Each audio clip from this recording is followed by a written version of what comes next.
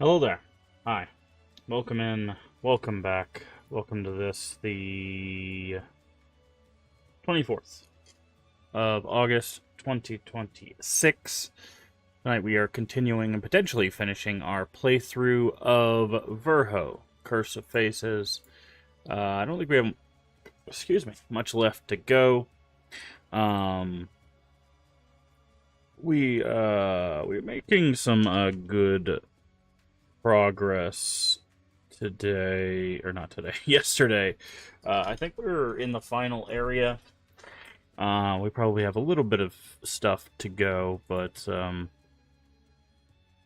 we it's a good progress. I did look up some stuff, some like side achievement stuff, to see if we could do some of the other little extras. But again, we're not going to 100% it, because 100%ing it requires like hardcore mode, randomizer mode, stuff like that. If it didn't require other modes, I might look into... I need to turn my light up. Give me just a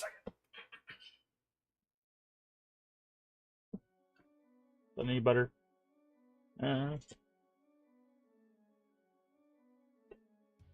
That's better. That's better.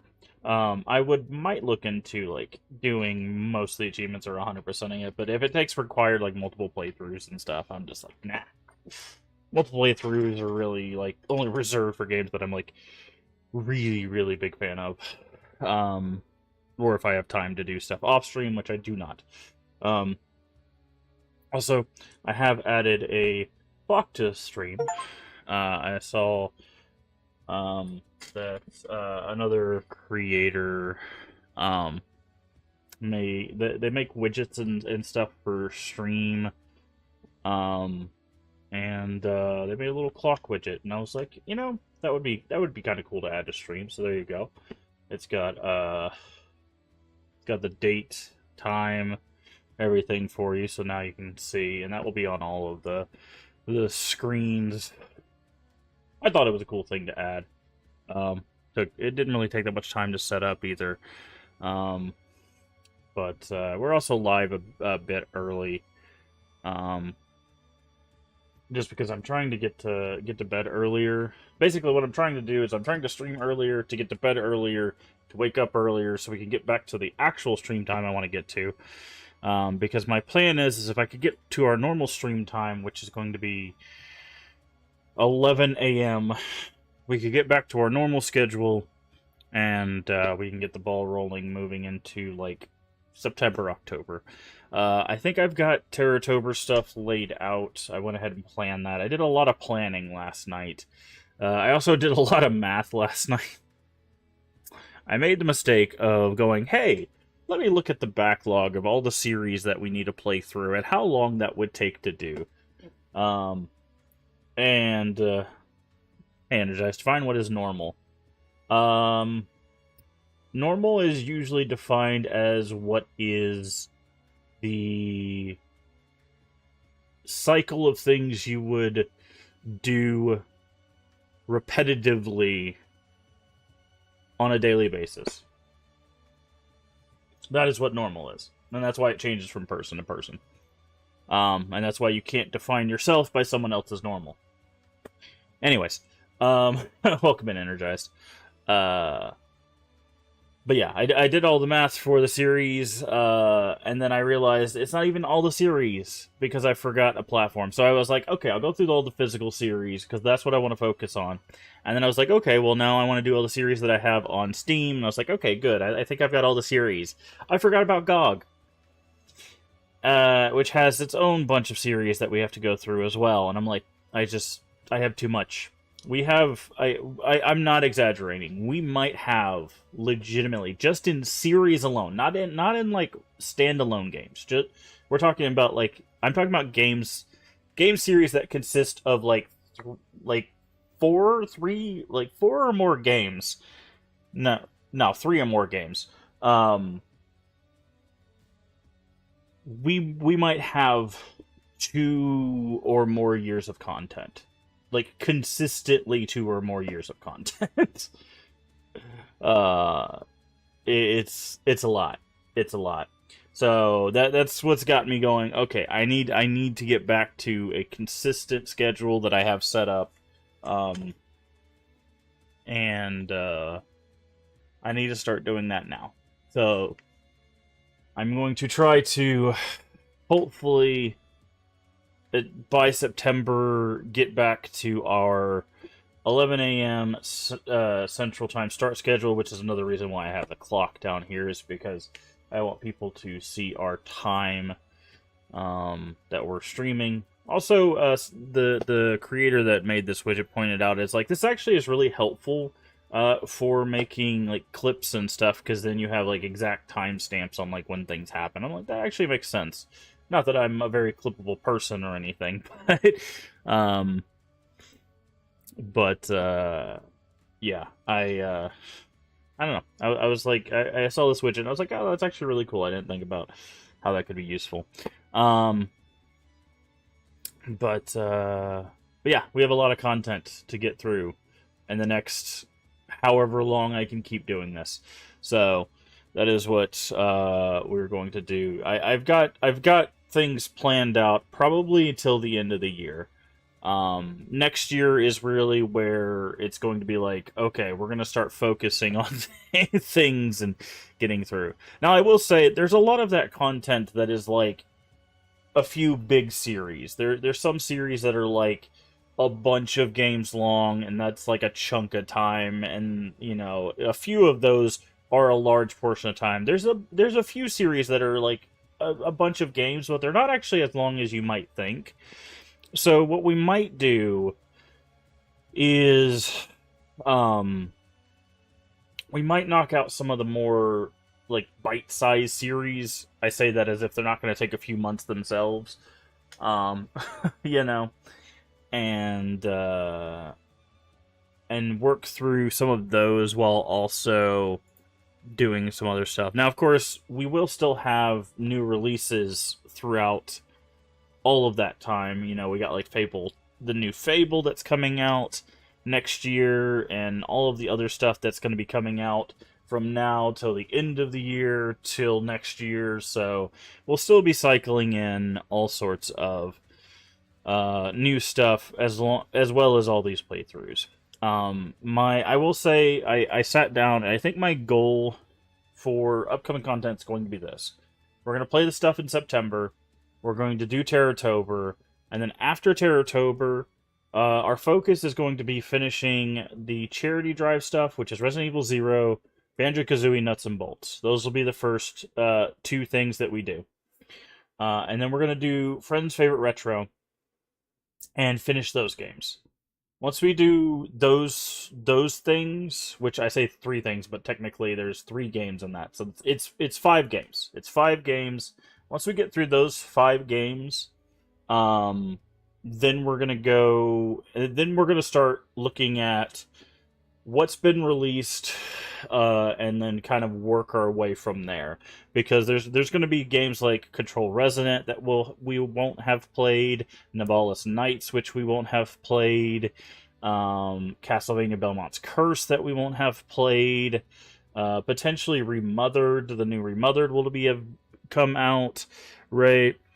Cozy Game Restoration did get moved to November 4th, so that will have come out in November as well. So there's going to be a bunch of games that we're going to be setting aside potentially, that we'll get to probably in November after we've done, because I want to get the charity drive stuff done, because I promised to do that, and I want to get Friends' Favorite Retro done, so that way at least by December we have nothing hanging over our head. We can focus on getting to some of the new releases, so that way in January we can go, okay, the first series we're going to lock in on for our backlog is this game or this series, right? Like I said, we might focus on some of the smaller ones, because if we can knock out, like, you know, January, February, you know, in that range, if we could knock out 2 series, that would be really nice. So, but anyways, that's kind of what I was working on.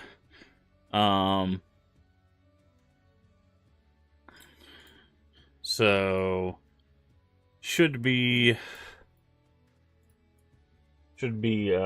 interesting end of the year. That being said, let's go ahead and Turn off our music. Switch over here. And again, the clock is right there next to me. It shouldn't block anything, but I mean, I'm already blocking stuff for this game, so. All right. Now we are going to take a little bit of a detour, because like I said, I did look up some achievement stuff. Nothing spoilery. But I did want to make sure that we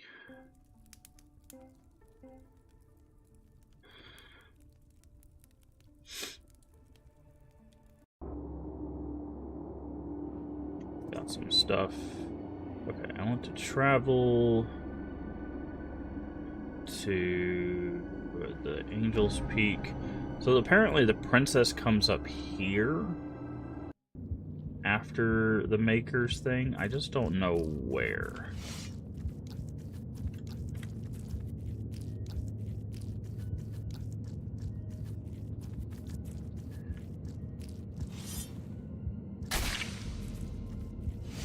Oh, literally just right here. Hi.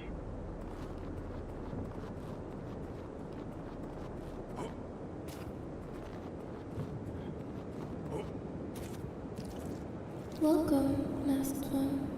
It is no coincidence that you have found me here. Uh-huh. After the workshop, all faded to black, as if a candle were extinguished. And then, I found myself awake here. I believe fate has entwined our journeys together. You see, pieces of my past returned to me, enough, at last, to grasp my purpose. Uh-huh. I remember when it all shattered. Thousands vanished in a snap. The screams rose beyond my chamber walls and soon echoed across the capital. Such terror I had never known. Fear rooted me to my chamber, where I shut myself away. With Verho gone, I thought the king had finally fallen into utter madness. I could not then fathom how much darker the days would grow. I spent weeks in confinement, pouring my remaining strength into an enchantment, a rune of preservation, my last defense. When the screams ceased and silence followed the city and castle alike, I realized this was far beyond my father's hands. Then came other things. Creatures of the abyss came in swarms, feeding on the piles of corpses that littered the city.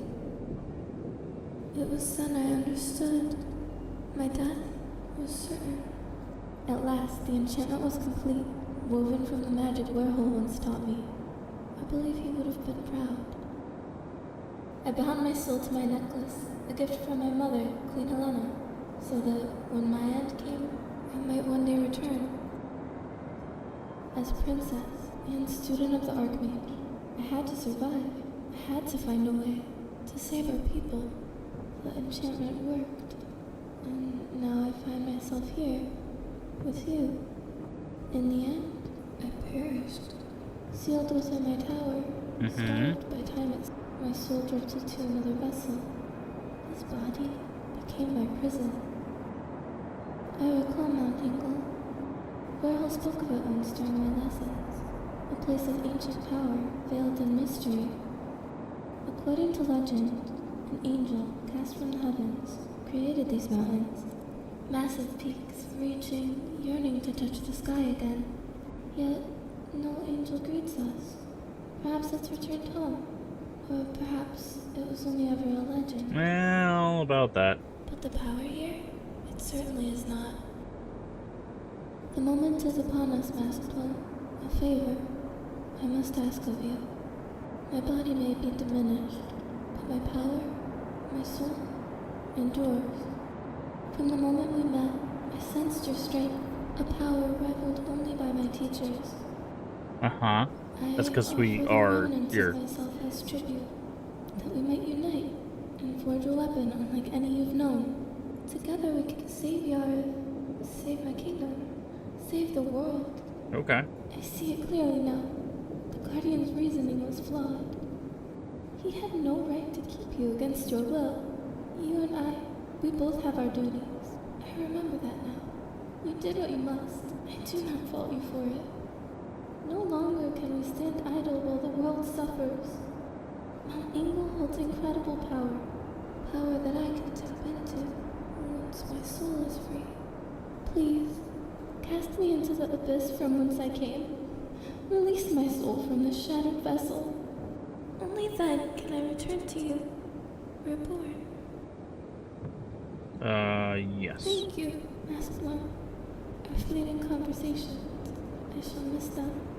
But fear not, a part of me will always stay with you. Farewell. Now I see. It was you, all along.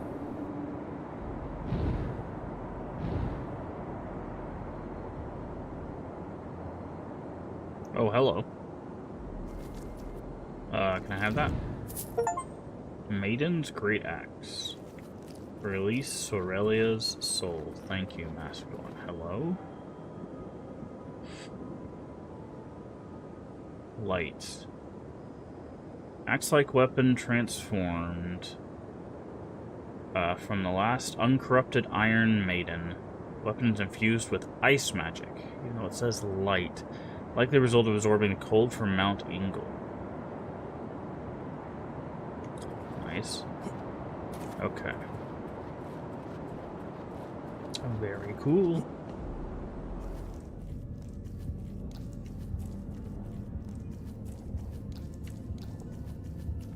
Alright. Now we also need to go to the castle. Because there was a room that we noted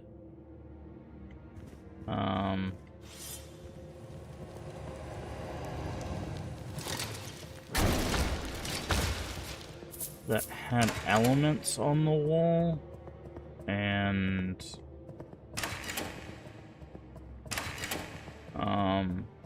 if we use those elements, we unlock an area. But I thought it was just telling us the elements. That was not the case.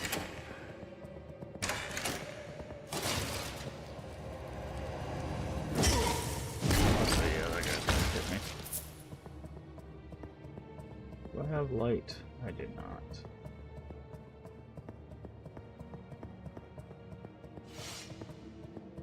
I do not remember where exactly it was. I think it's upstairs here.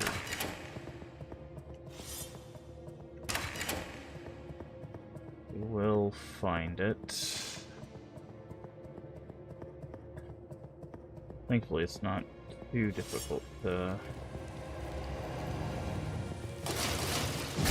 Extra level ups are not going to be harmful to us, so...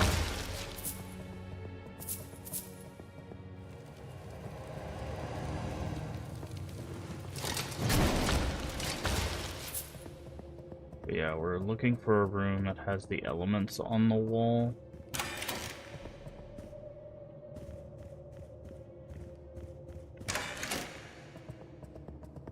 So not that one.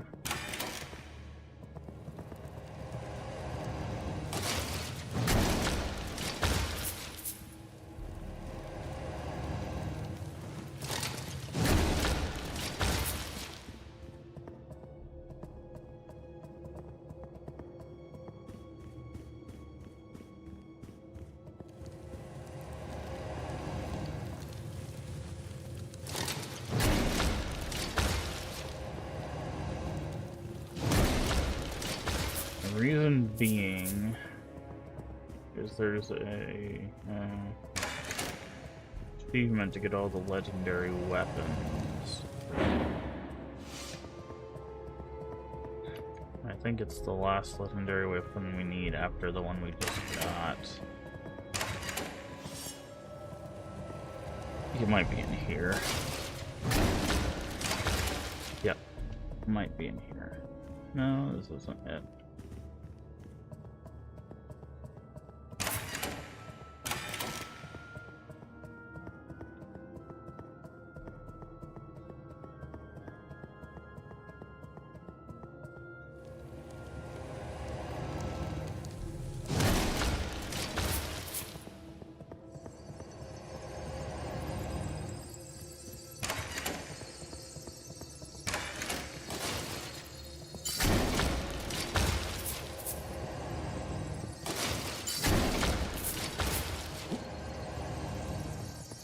Here's the map room.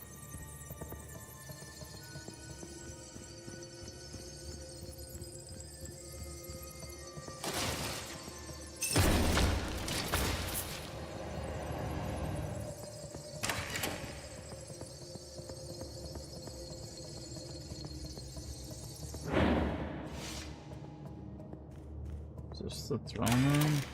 This is. I know what those are.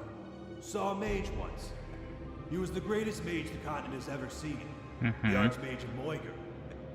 If you really have 3 of them, forgive me for not helping you sooner. I swear on my good arm that in the next fight I'll stand by your side. I understand. Oh. He's gonna go to Realm of Fear, I guess.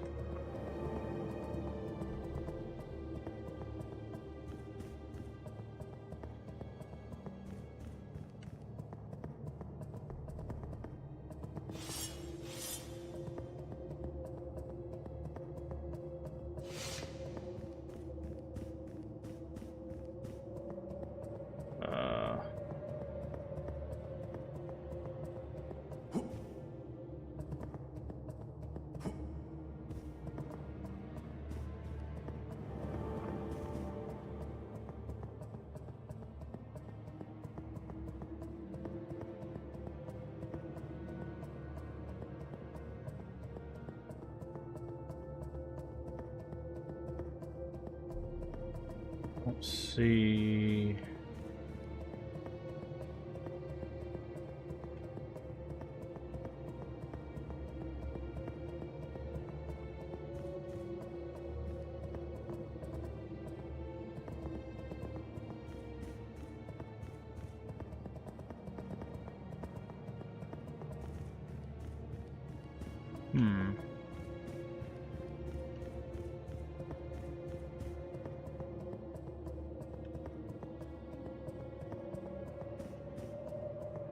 Is it down here? Oh. This is why we never found it.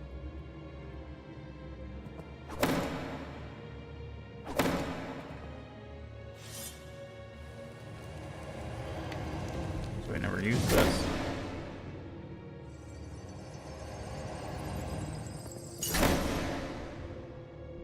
Do not have lightning equipped, that's fine.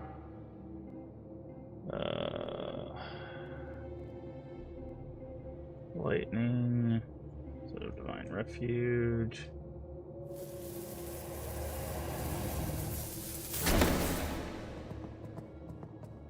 That's poison.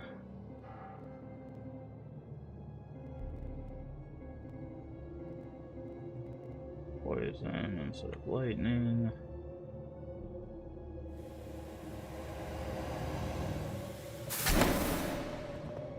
Blood. Does this take our health? It does not. Darkness, which we also don't have equipped.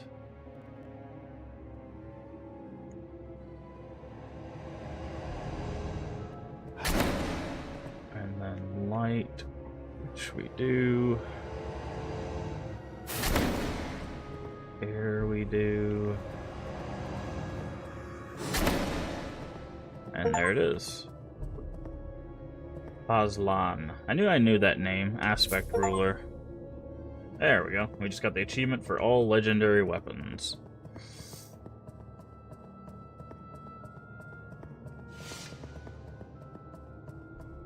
So the only 2 we were missing were the story-based one and then that one.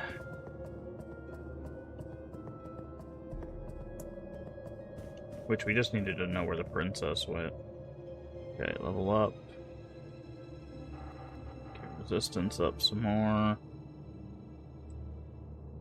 Okay, travel. I need to go to the Nameless Village. There is another achievement we can get, but I have to exit out of the game after I do it, otherwise we lose it. Well, we can lose the item, but I don't want to lose the item. There's an achievement to do this, which is hilarious. So, he eats items, by the way. When it says sell, it doesn't mean sell. Whenever you give him an item, he eats it. So, this has a soul in it, right? There's an achievement to do that. It's called Monster. So we just fed him a soul. So I'm gonna just Alt F4 that after getting the achievement, so it doesn't save. But yeah, there's an achievement to feed him the axe because it has a soul in it. We just fed him a person essentially. That's a fun one. It should have saved us at the town, so. And then we should still have Aspect Ruler. And the most loyal protector of the royal family. When the protector failed, the blade broke, however. Legend says that the protector set out on the great journey and atoned for his failure, along with the blade was reforged and imbued with every element. Interesting. Possesses the power to wield all elements, yet no one except the legendary protector could control it. The blade knows which aspect to use, the wielder can only adapt to it. Oh, interesting. I didn't realize that's how that sword worked.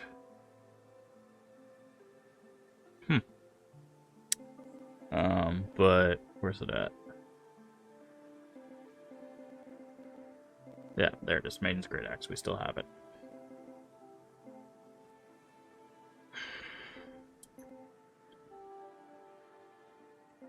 But there you go.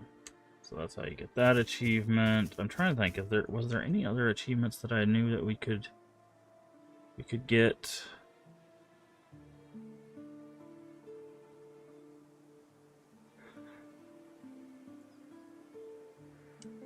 Oh, we need to find Bellacore. He's supposed to be in town somewhere, but I think our guy is bugged.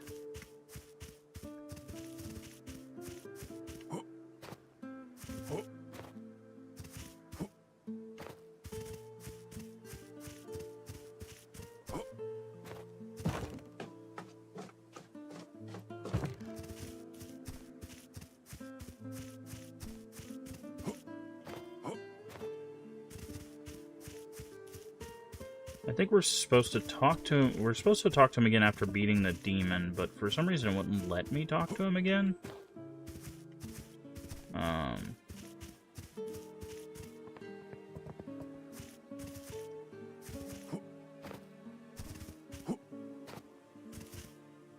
But we can go back. That's fine. Let's go to West Cavern. We gotta talk to him again, and then we have to talk to him at town to tell him about his dad. See, it won't let me talk to him again, and I'm not sure why.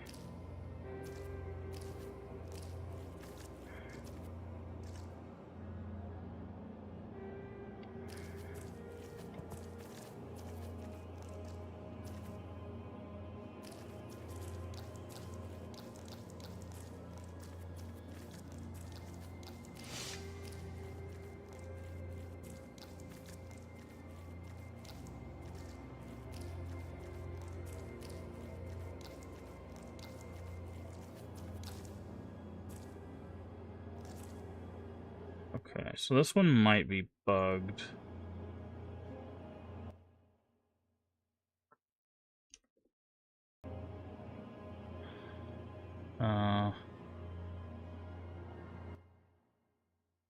There's...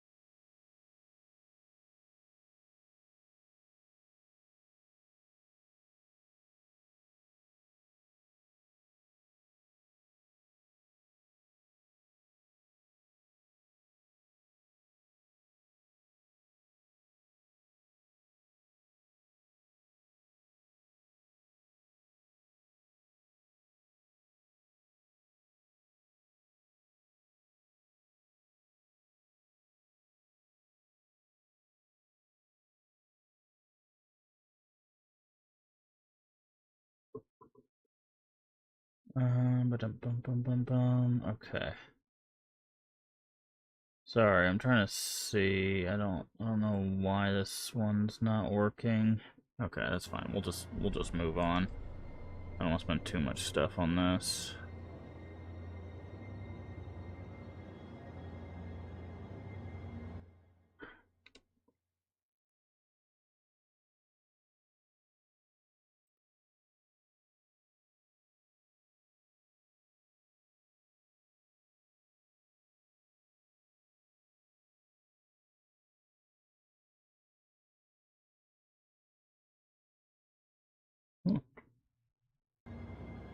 Interesting. So that's not something we can do.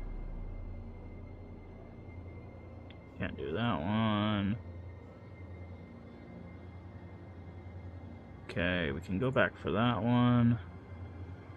We got that one. Can't do that one.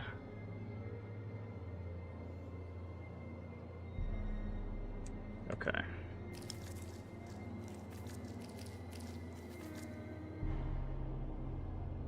Travel.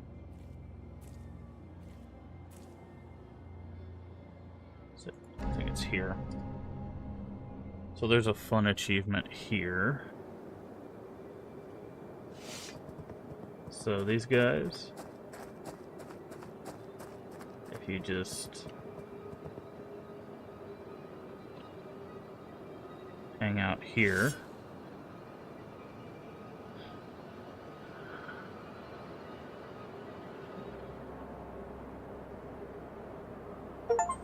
you get an achievement for that.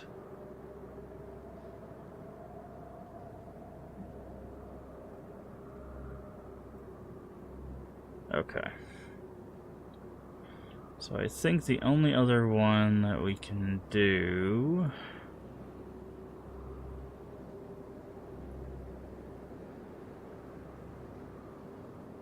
right now, the Karath,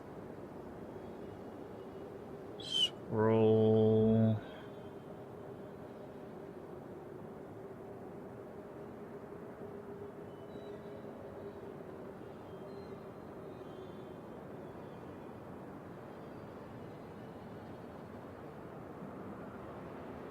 Hold on.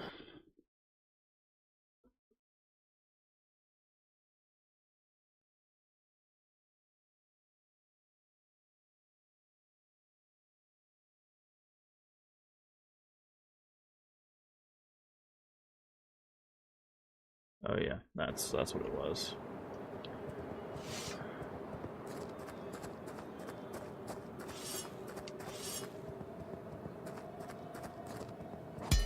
Is it here? Or is it at the beginning? I think it might be at the beginning. Travel.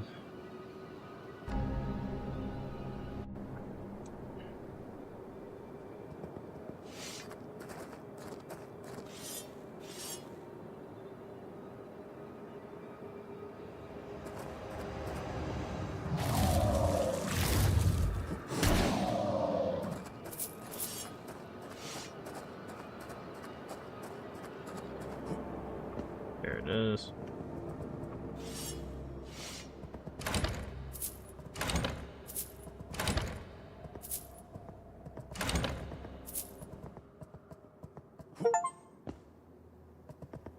Ring of Lavender. Potions of Eleanor. I don't know what this is a reference to.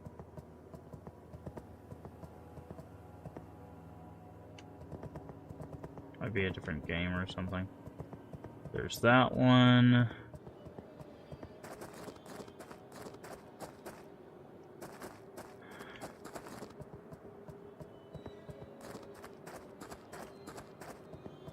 And then travel, we need to go back to Old Temple. No. Where was Kurath at? Here it is, Kurath Ruins.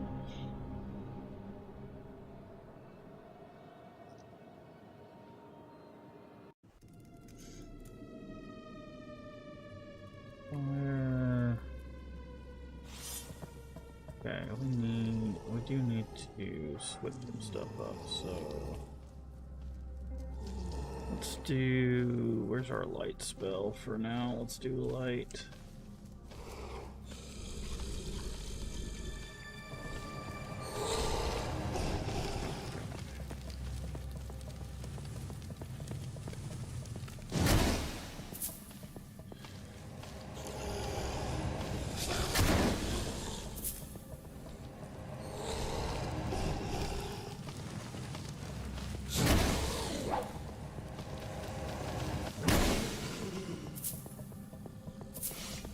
Okay, we're trying to...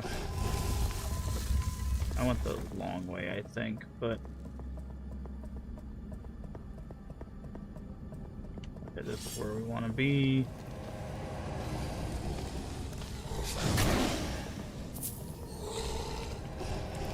We gotta get up there. I'm not sure how we pull that off, but...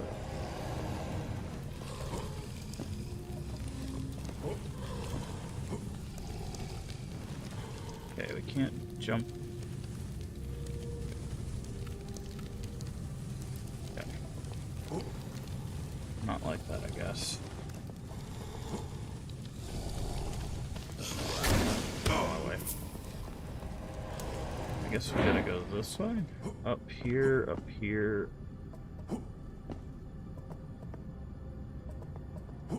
Up here?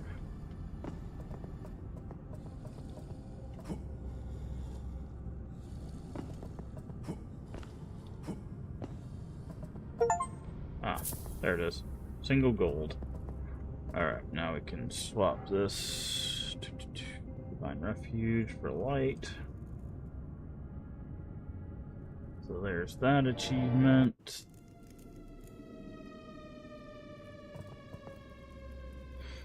Alright, let me double check. We might be coming up on the end of what we can do.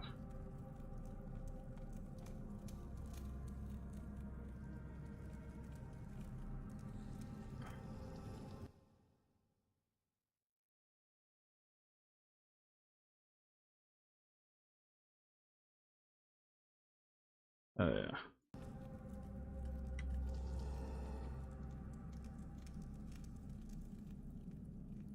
Can't do that, can't do that. Do that, can't do that. Yep, can't do that. Can't. Yeah, yeah. Okay. Do that anymore. Okay, the red eyes.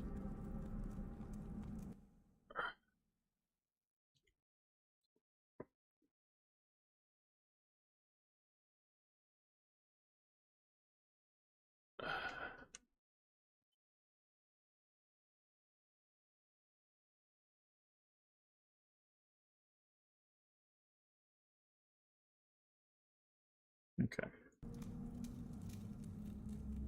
First, we need to go to town.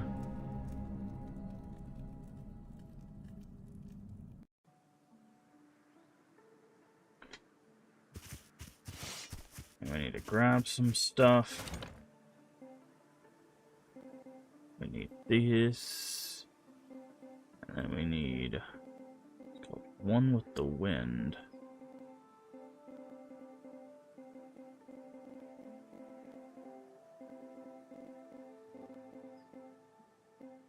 Wait, do we not have it? I thought we had it. We need to buy it?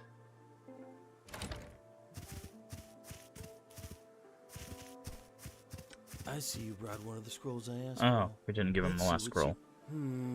Looks like this scroll was crafted right here in Yav. By someone like me. It holds spells from many schools, and I won't lie. If these spells perform as the scroll claims, they could be the most devastating magic ever witnessed in my lifetime. I should be able to... Oh, that was the last scroll. Okay, cool. So we got that achievement. One with the wind. Okay, so we need that spell.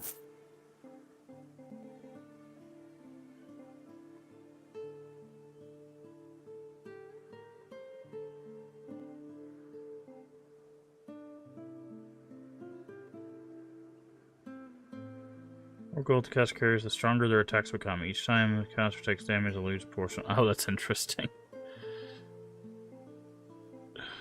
Okay. Alright, so now... Can we use those daggers? We can. Good. We have a ring of agility, right? Yes. Alright, so now we have to go to the shore.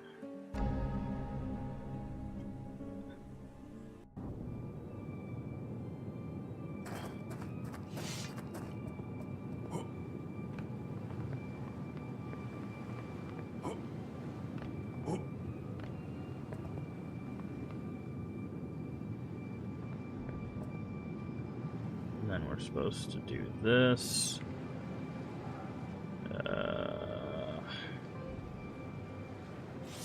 Daggers. We'll do blazing blade. One with the wind. Ring. Agility.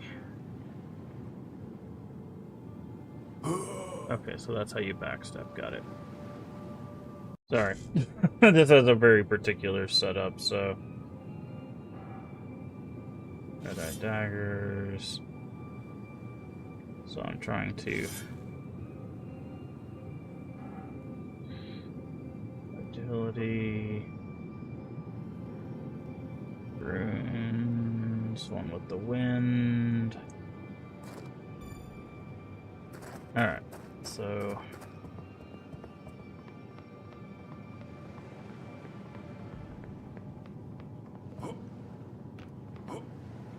So remember we looked over here?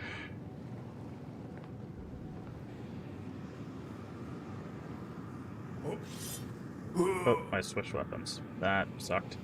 I hit the wrong button.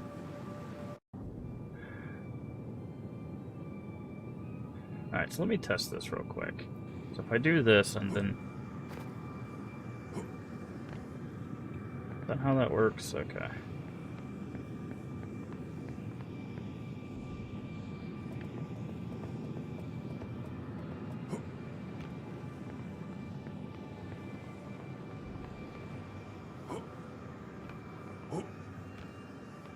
I need to land over there. Nope.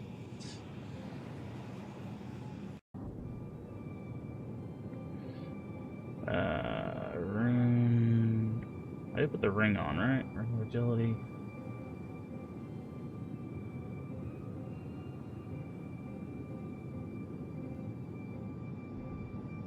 Yeah, backstep distance. Is there anything else that does?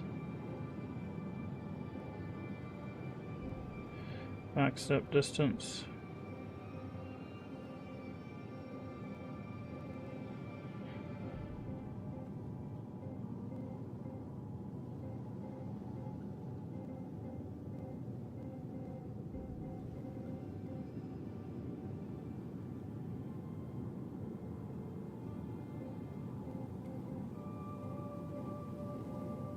No.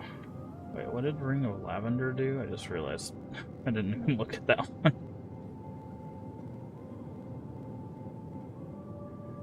It amplifies the effects of all potions. Not bad. Okay.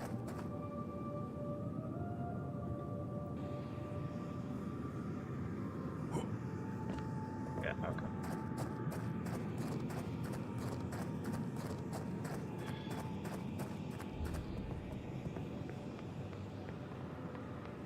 Yeah, so I have to, let's see. Right, if I do this. Can I do it more than once? Hold on. Can I like spam it?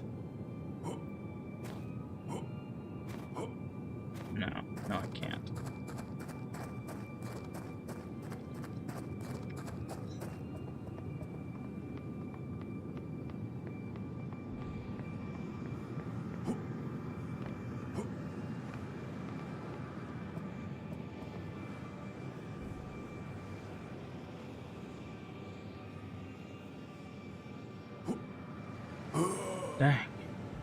So this is supposedly how you're supposed to do this. Wish there was a way to look behind you.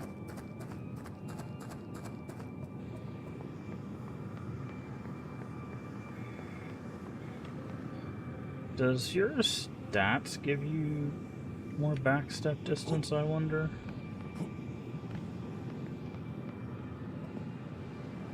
Oh, that's too far. Okay.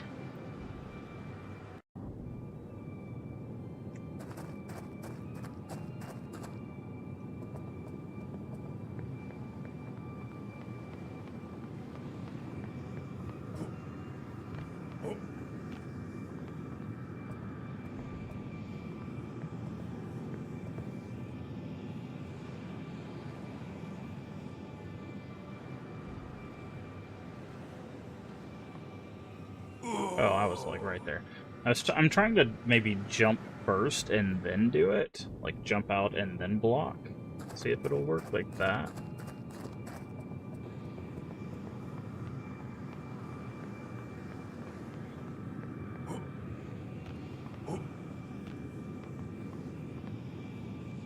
So like if I jump first and then block. Aha! That worked. Okay, yeah. So I just needed to jump first and then block. So that's actually not too bad. You just have to jump backwards.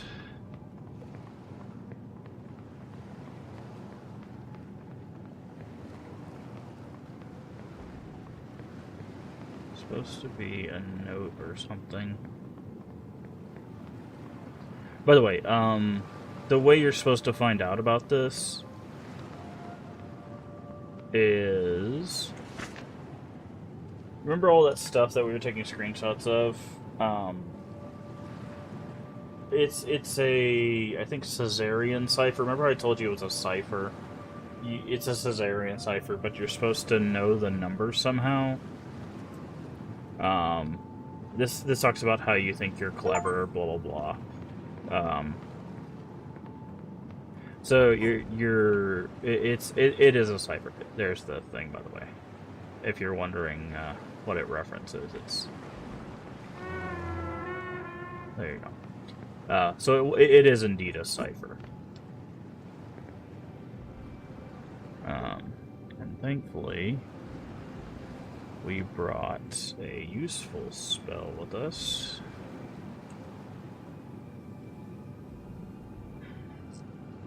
And we can just do this. I don't know if, like, that actually unlocks anything. All I know is it's just an achievement. So that's how you do that.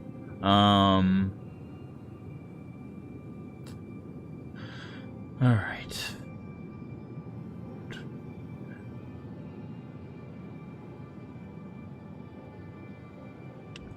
Ancient Blade. No, not Ancient Blade. Mysterious Blade. Eye of Secrets. Rune. Blazing. Ring.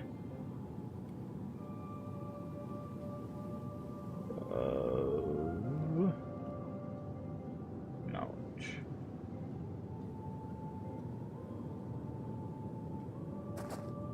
Alright. So, let me save again. Let me make sure nothing else. Let's see. So I'm gonna do that. Okay. Yeah. So I think the only thing we have left to do is actually progress the game, so there we go. Well, there is like one other side thing, but it requires us to actually progress, I believe, so.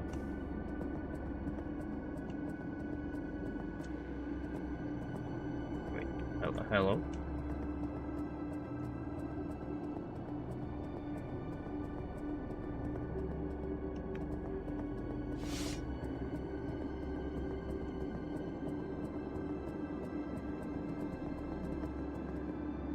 I had it interact, but it was very strange. Hello? Oh, I have to look down. Interesting.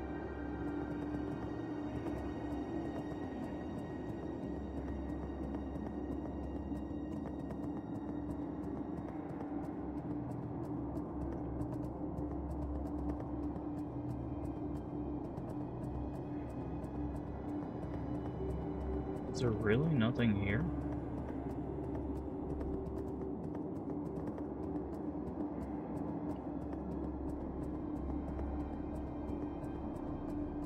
Okay. I think that might be something for later.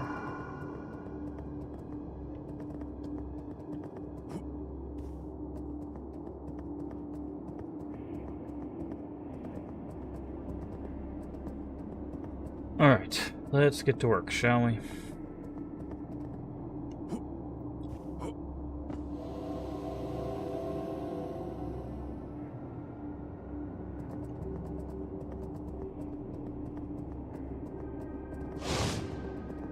Oh, hi.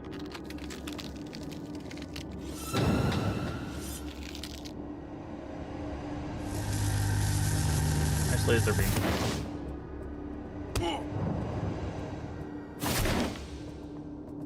Bundle of cash.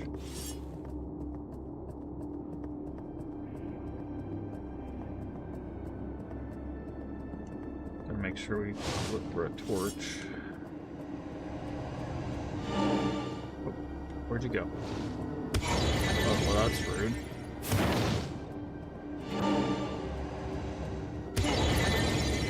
Hey, down here.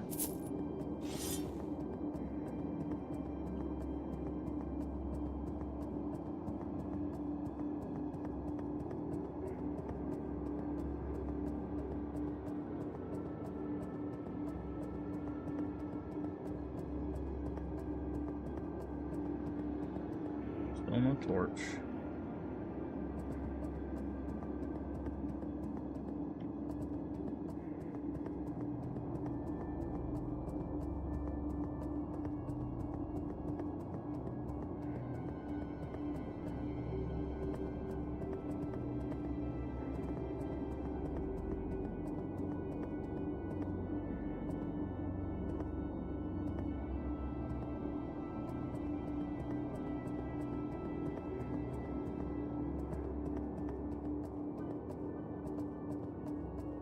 Rude.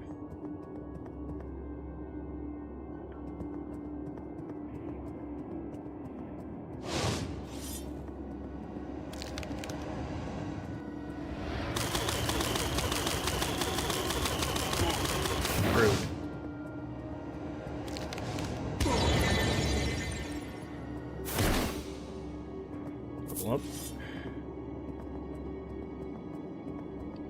Okay, I see 2 guards here.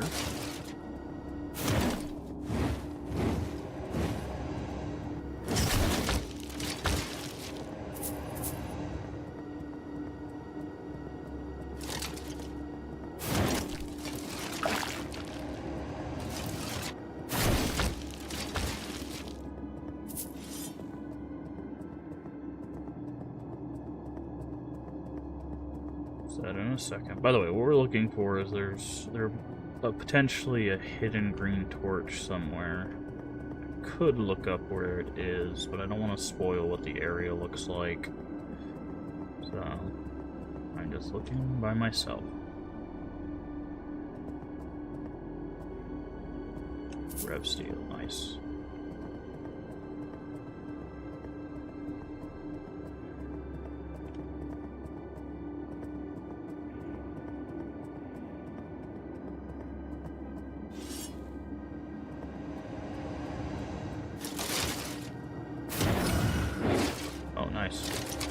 Oh, it's another duelist.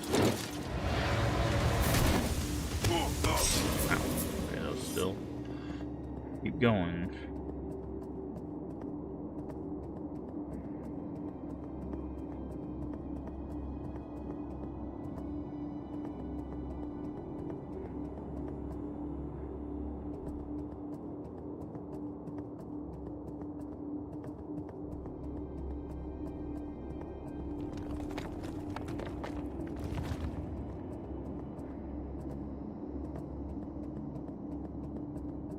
Okay.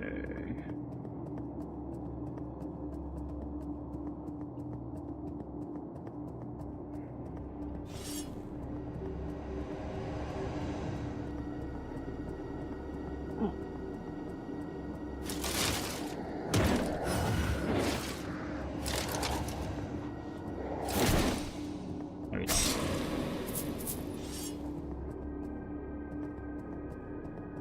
Okay.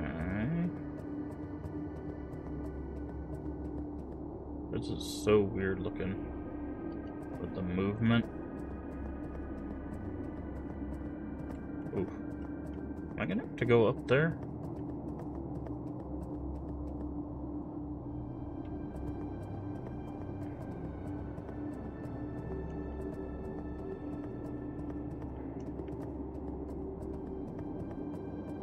Huh. Of course.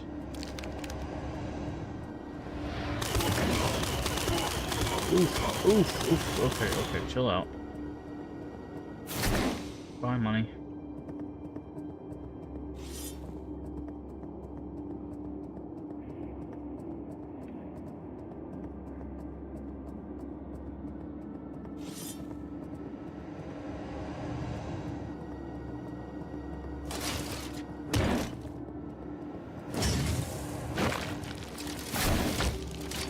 And there's like a crystal. Oh, Bleed of Fear. Nice.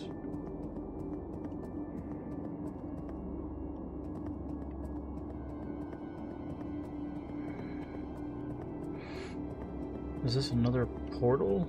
That looks like another portal.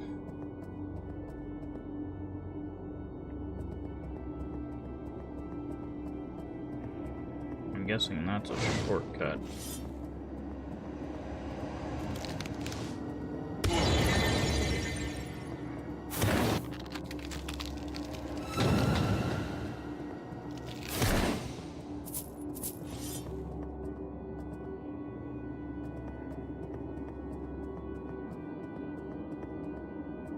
Oh boy, this is quite a zone.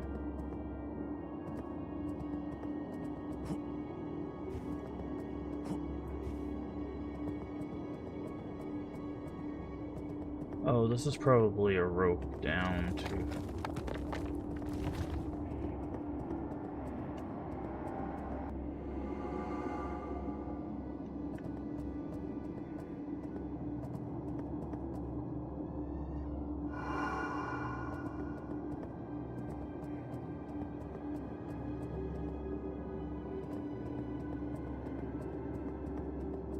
Oh, there's a rope down to a teleporter?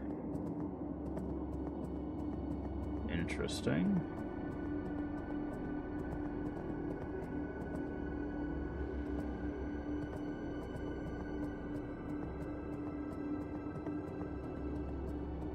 Okay, this is weird traversal.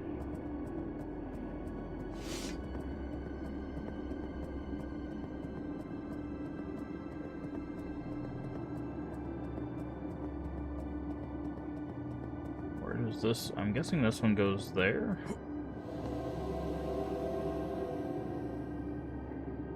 No, this goes back. Got it. Okay. Well, we can at least level up.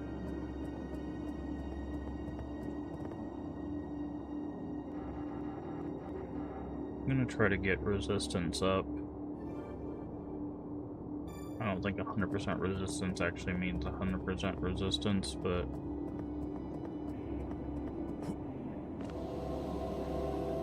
seems like it might be useful to do so.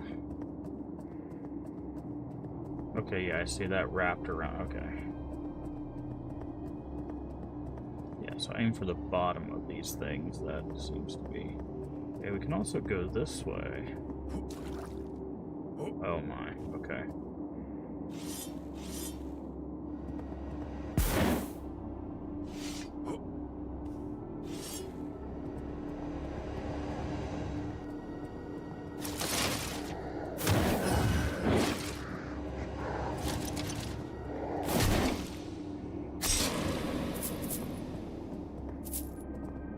Mind extract.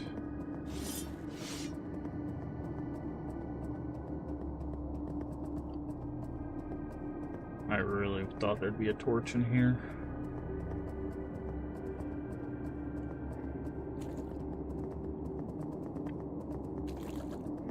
Or at least behind here. Where the hell does this go?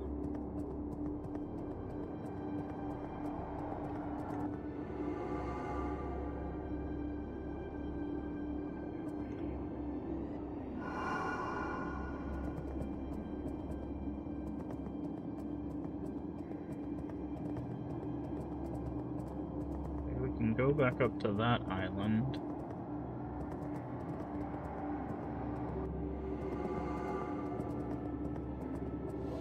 Oh, I didn't mean to take that portal.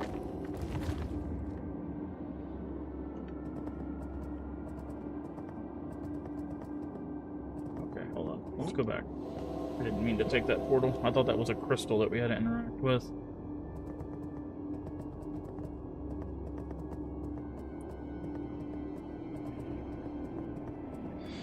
Okay, so what is this? Oh, this is this platform. Okay. Oh, I see. Oh, this is a weird traversal.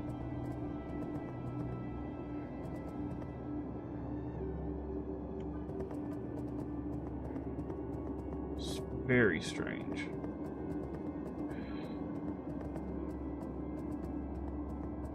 I guess it's supposed to be chaotic. Right? Like, it's supposed to be confusing.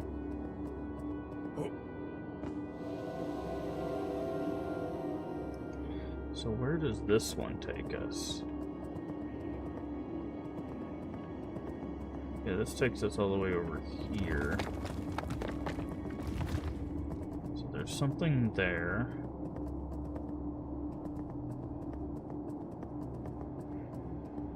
We can also go up.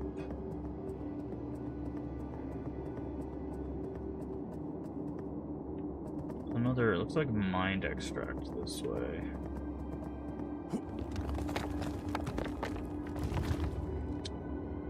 Not a fan of this.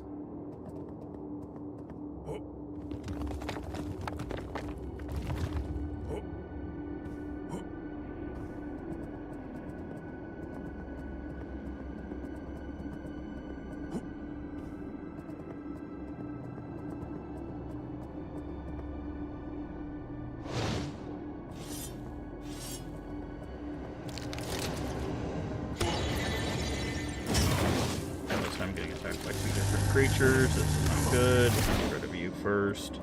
So you just block. I'm stuck on something. I am stuck. I can survive this guy. Oh, that's not good. Stop blocking, dude.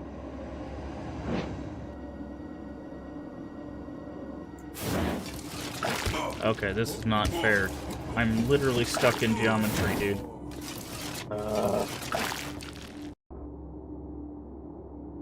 And this is why respawning enemies is a bad decision in a game like this, because now all that work I just did has been reset because I got stuck in geometry.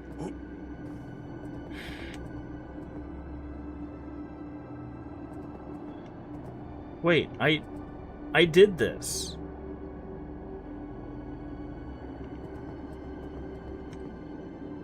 I didn't say that, I guess. That is so dumb, dude.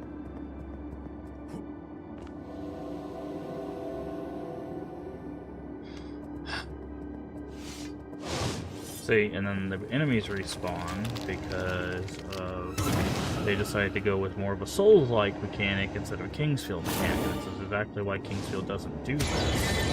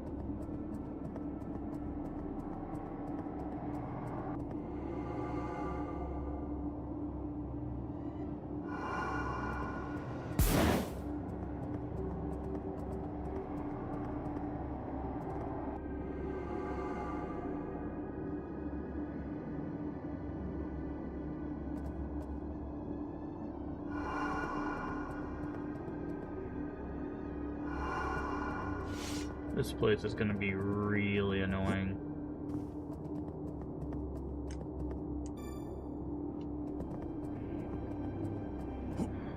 Really, really annoying.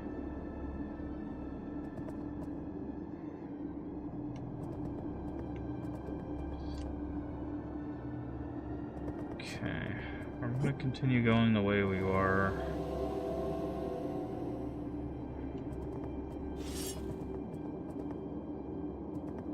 Kinda want to check up here though.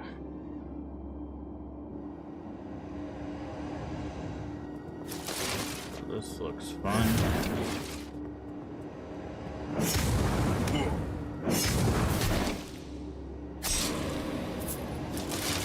Okay, there's some weird portal over this way.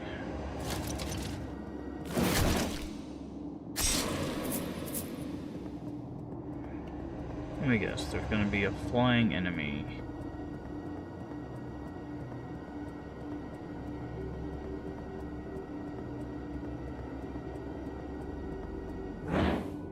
No? You're just gonna let me...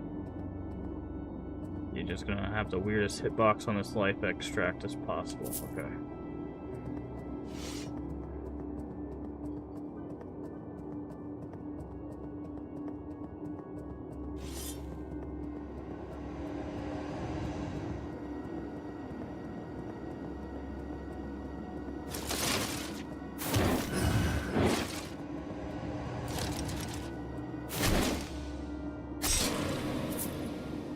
Alright, consumables. Doop, doop, doop, doop.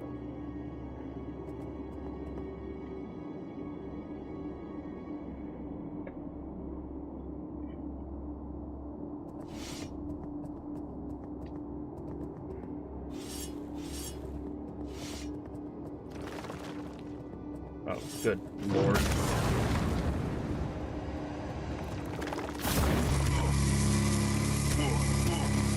Oh, I love direct contact, multi-hit laser beams. Those are always fun.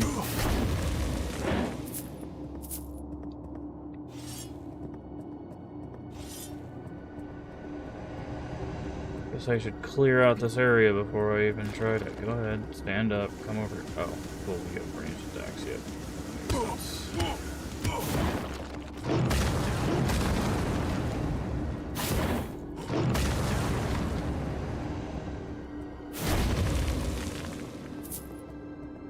Sorry, I'm just trying to clear this entire area before I explore it.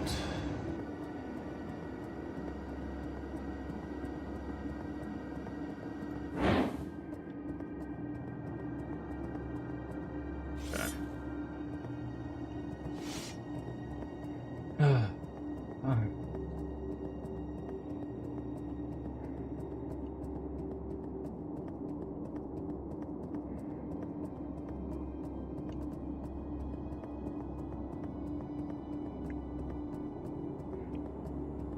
Can I fit in here? I was like, I can't fit in here. Looks like I can if I squeeze.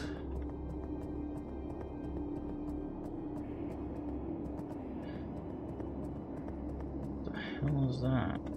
That looks like that would be an enemy. I guess it's supposed to be a bait?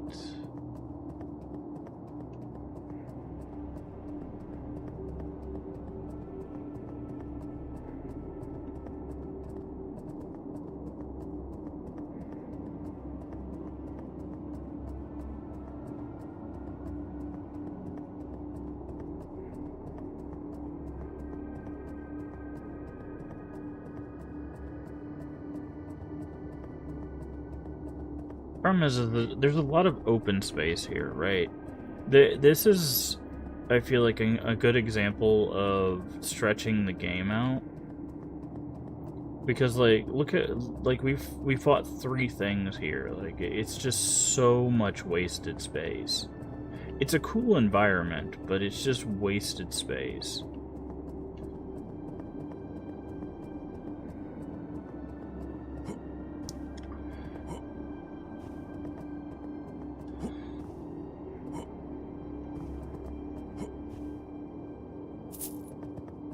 And for stuff like that small, Like, it's just...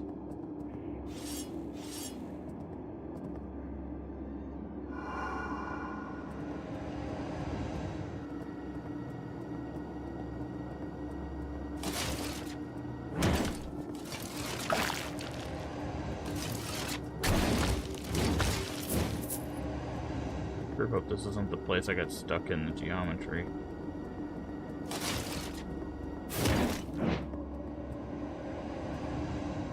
You putting your shield up is bad for you, not for me, friend.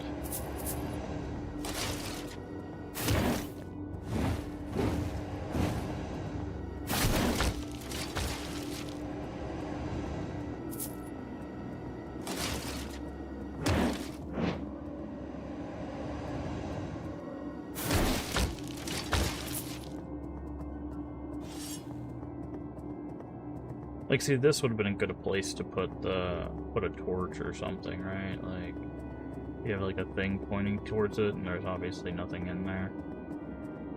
But I have a feeling that the torch is not going to be that easy to find.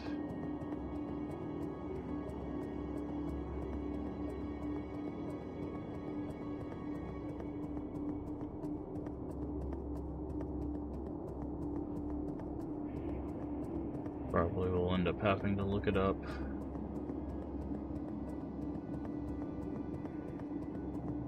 Because it's probably just going to be in some, like, obscure corner of the map. Or on top of, like, one of these roofs or something like that, right? Like, it's going to be, like, up here or something.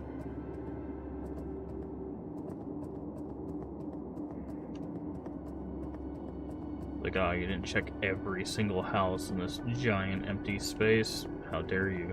Like this. Perfect example, right? This is a powerful item, a respec item, and it's just in some random house, right? Like, this is why you don't have this much space, especially at the end of the game. Hi. What are you doing here?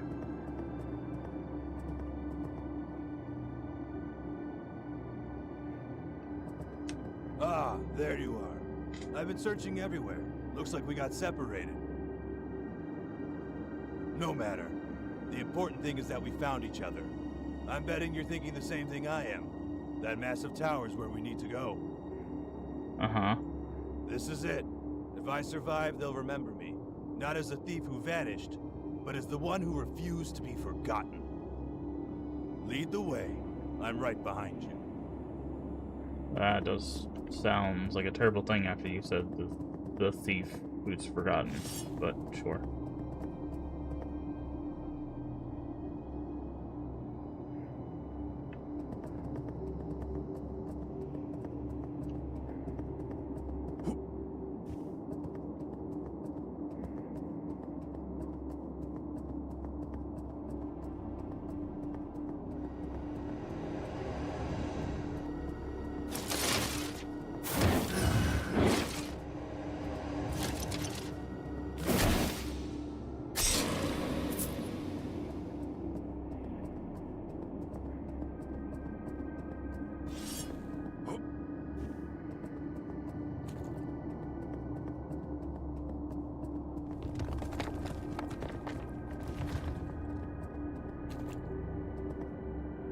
See, what is that? There's like a whole thing over there.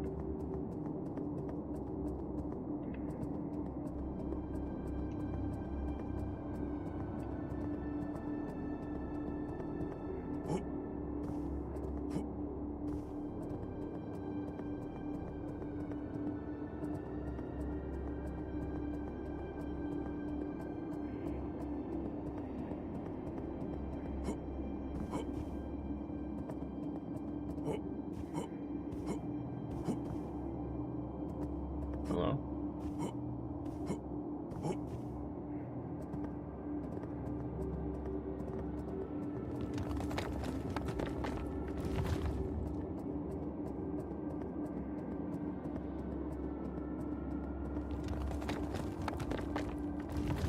Oh, we can go either way, I guess.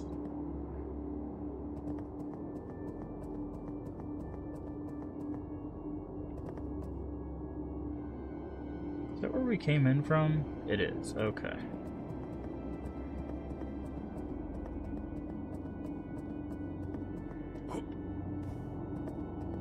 So that's definitely final boss territory and not where I want to go right now.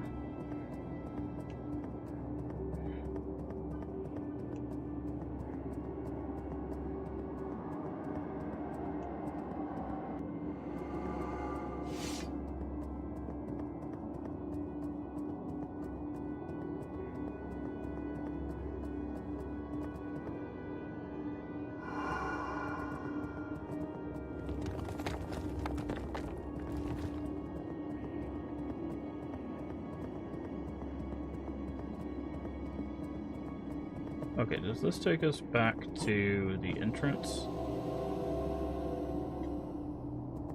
It does. Okay, so this one here takes us back. Got it. That's actually really helpful.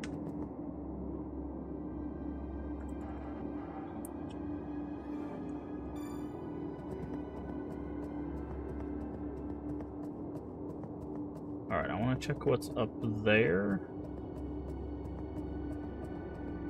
And I want to check this other portal. There's so many portals we've missed. And again, anywhere in here could be where this torch could be hidden. So I'm probably going to have to look it up. Like, it's just so nonsensical, dude, that you would hide something in a space this big. Especially, like, hidden.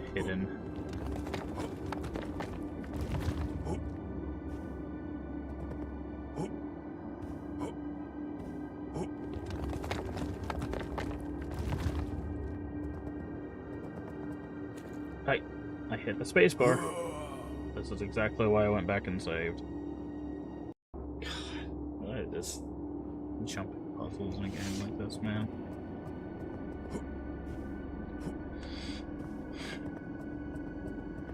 I don't even know where the guy is. I hope he's waiting up there, because if I have to go all the way back over there to get him, that's so tedious.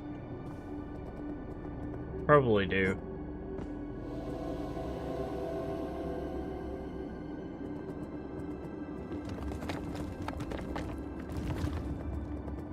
Because you have to, like, what you have to do is you have to, like, jump and then move. You can't just move and then jump, because there's no coyote time. And again, I've used that term a lot in this game. If you don't know what coyote time is, it's basically, there's a time after you walk off an edge before you start falling. It happens in platforming games. So it's just a time before the game registers that you're falling. Yeah, all of that for a mind extract, thanks. Sure, if I was a mage, I'd be jumping for joy.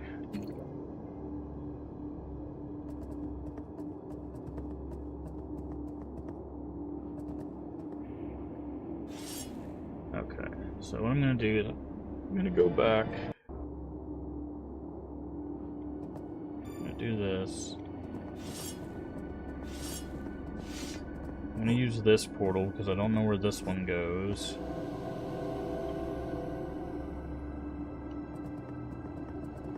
Okay, it goes somewhere we haven't been. Okay, well, can't. No real reason to fight you, friend. Okay, so I'm guessing that leads to... Oh, cool. They can just come all the way to the portal with you.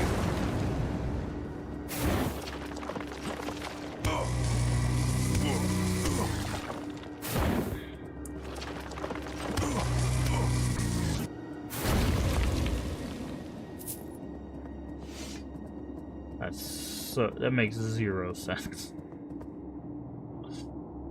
Zero sense whatsoever. Okay. I'm guessing that's one of the other portals that we did not go through. And somewhere in all of this mess is another... Okay, I'm guessing it's probably this way.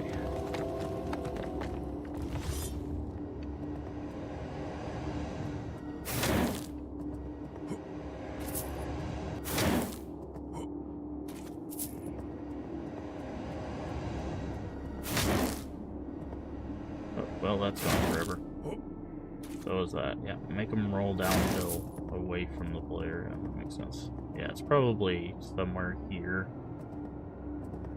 There's a portal over there. There's a life extractor, vial of life or something there.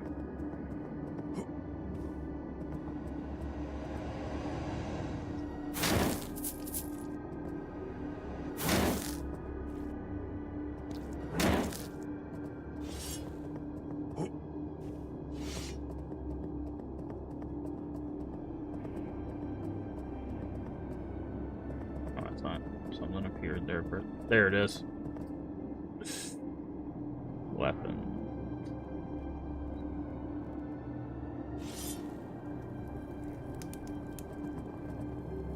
What did that do for me?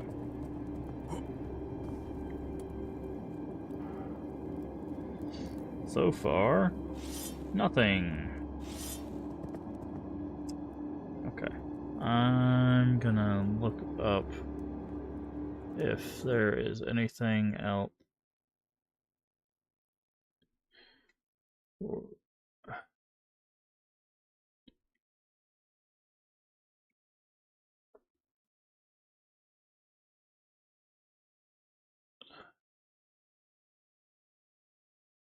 Okay.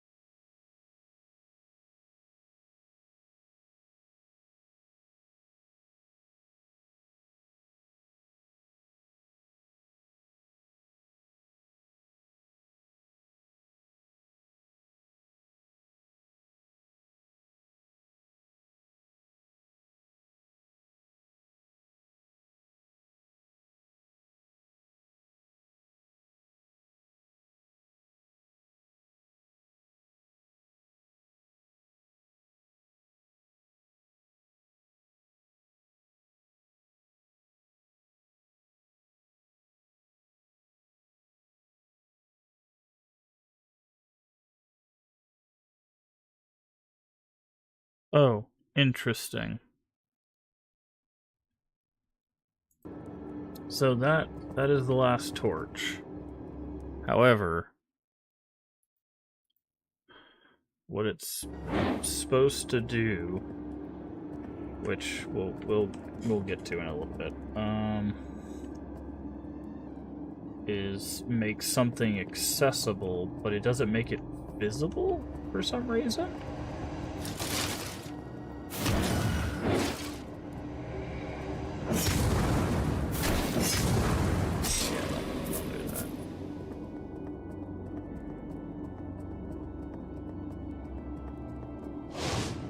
Of course.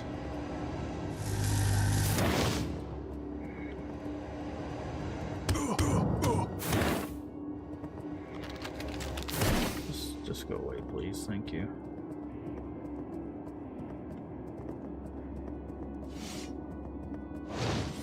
What? Why is it spawning these guys?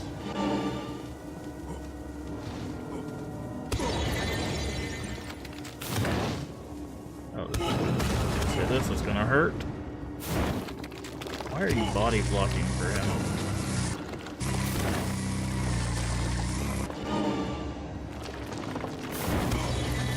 This sucks.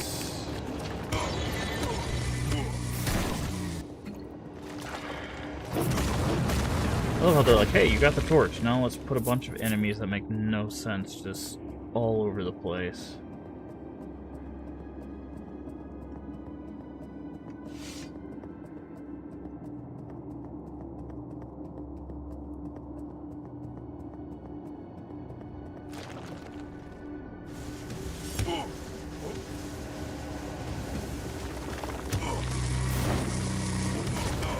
Why? Why would you do that?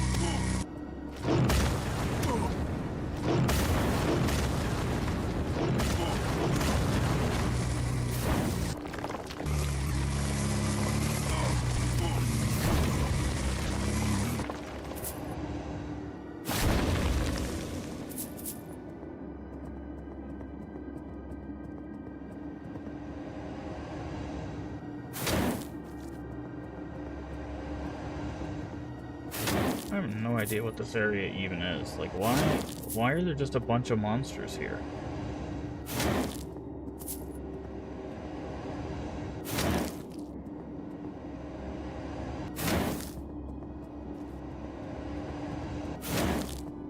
Also, I think it anticipates me jumping from that platform to that platform to get that vial of life. I'm not doing that. That's dumb. Big ol' dumb.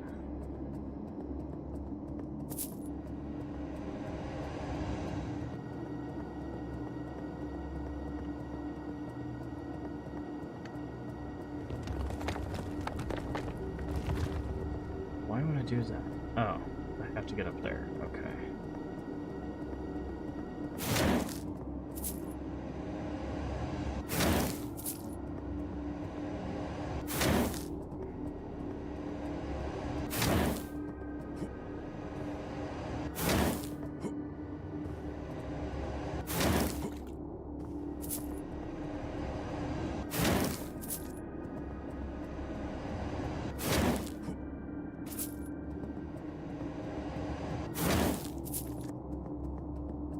Okay, where does this one lead? Out of curiosity.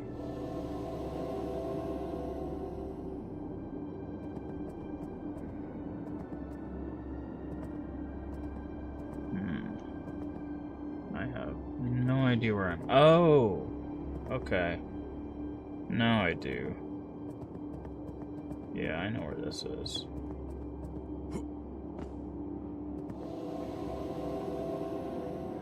I don't know where that is. Okay.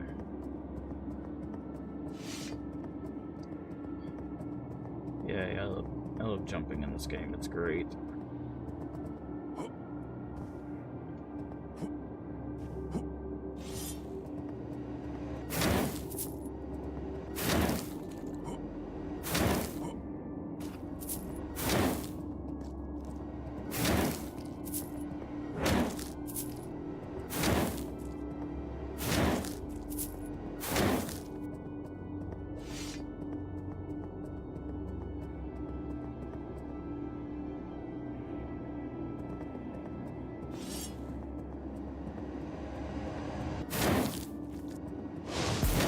Yeah, I figured one of you guys were gonna show up.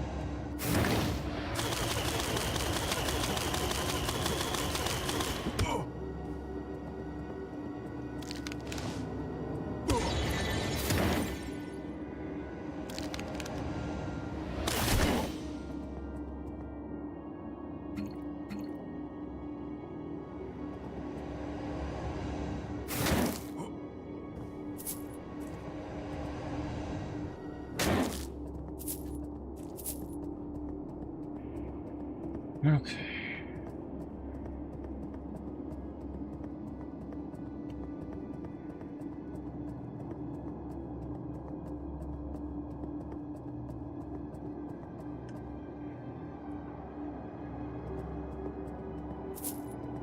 Life. Oh, it's a life extract over there. That's what that is. Okay.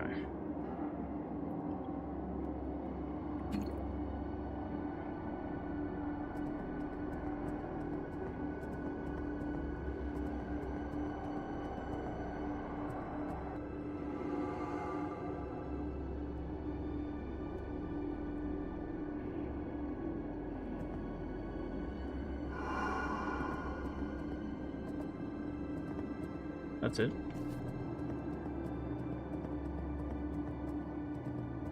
Yeah, see, it wants me to jump from there to grab that life extract. So, I'm confused. What is...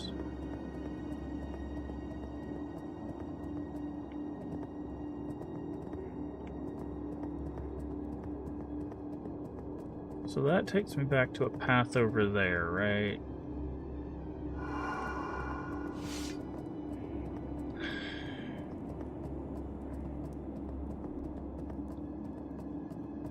But where does this one take me?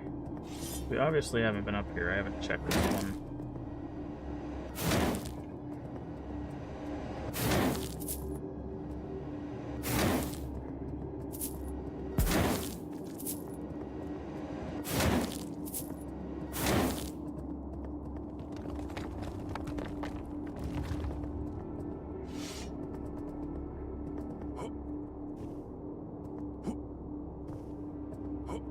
Ah, they didn't.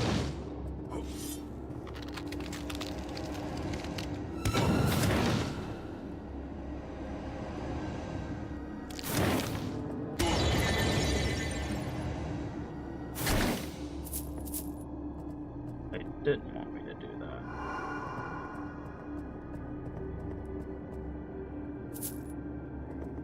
They wanted me to think I could do that. So I would fail and die.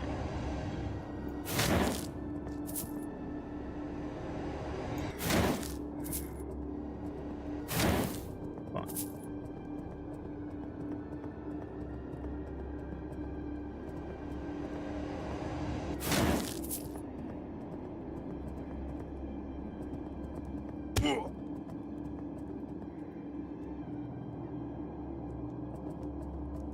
Okay. Man. So where does this go?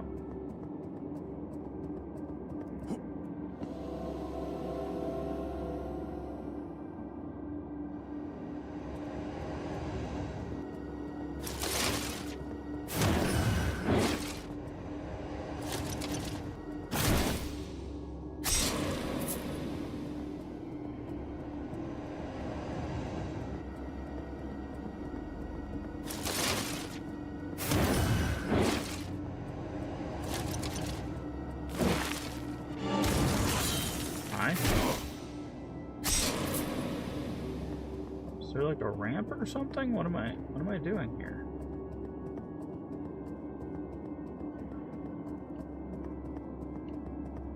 Is this?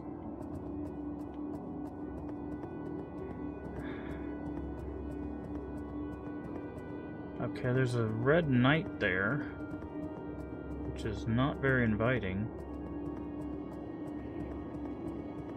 I feel like I'd die if I fall down here.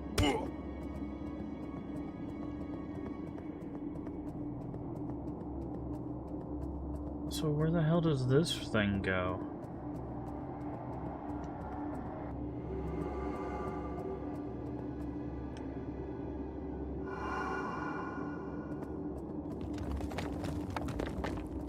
Okay, that goes to that. Okay.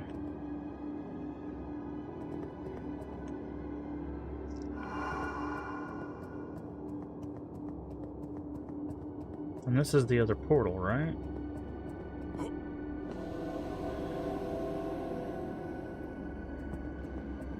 Yeah. Okay.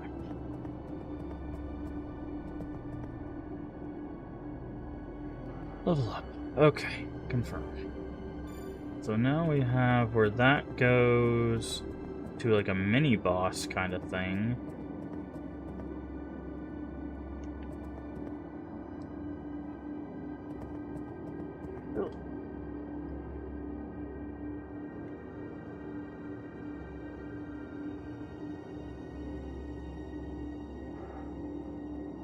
Probably need to identify what these things are actually weak to. I'm guessing it's not.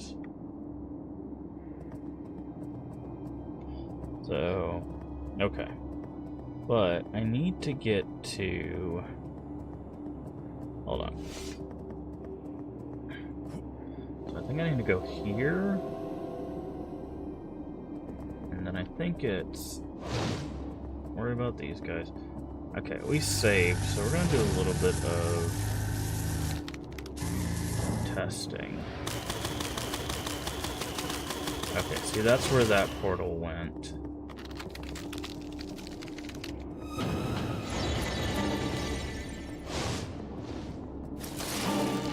I need to get back to...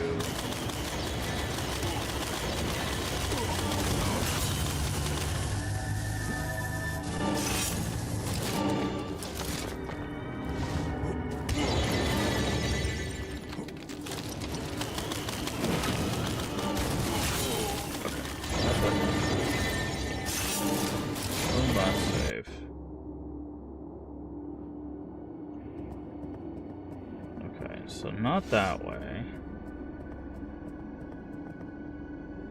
What about... this way. Where does this take me?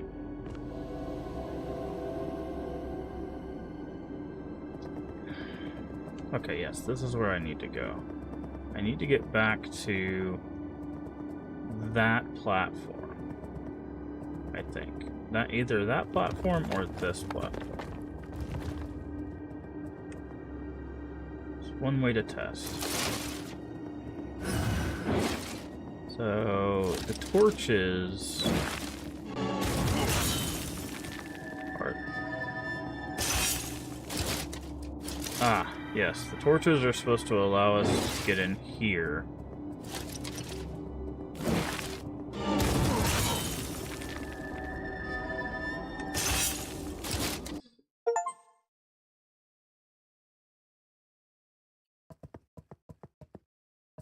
Solid state. Imperator. Eldritch Goose. Wooden Swordless. PP and Cocky. Okay. Sock on. What is wooden sword? It just...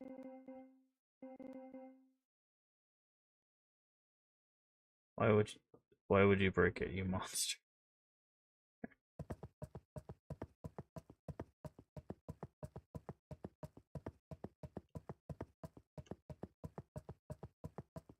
Is there not a way out?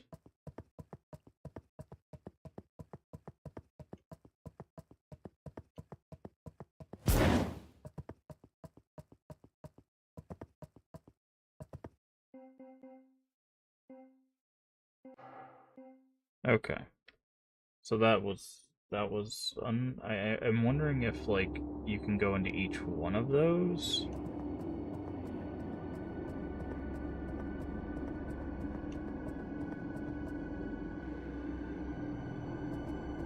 Because there's multiple doors, right?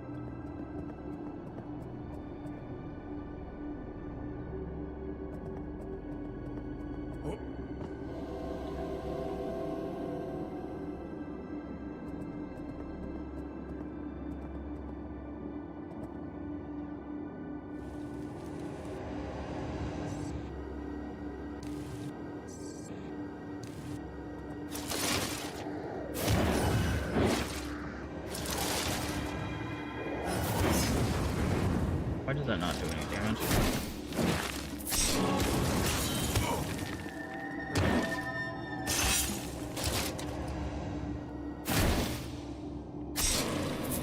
Okay, I'll have to level up.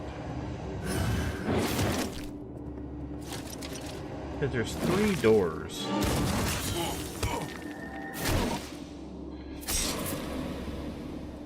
But we've only accessed one, because see, there's one there.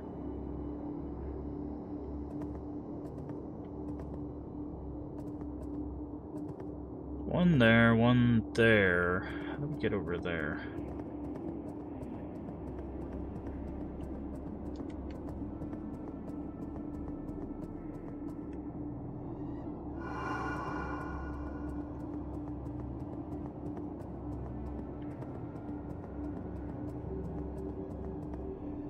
I don't know if there's really anything worse in there, to be honest, but so far it doesn't seem like it.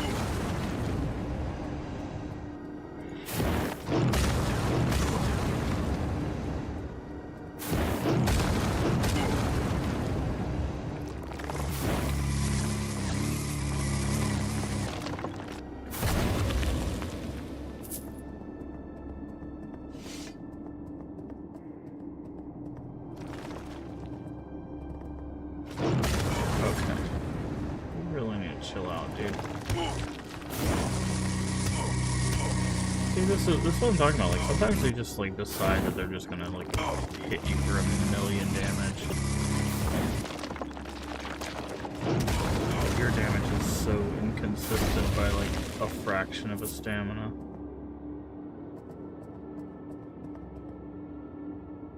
Okay, so how do I get to...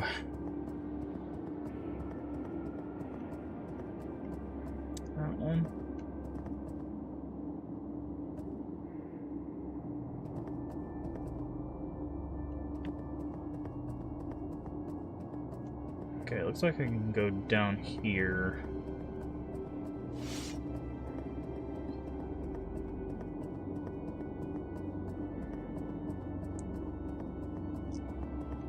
Like, I don't know, this doesn't, for finding 20 hidden things, this is really not seeming like it's worth it.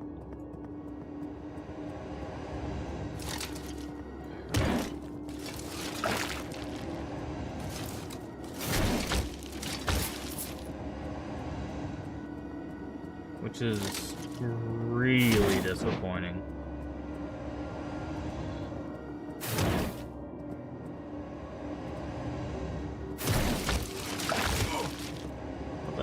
Why did he get a hit off?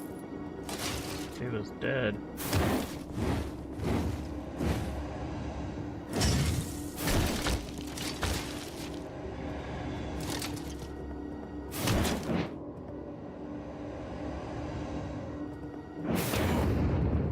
Oh, that's fun. I love how quickly he got that shield up.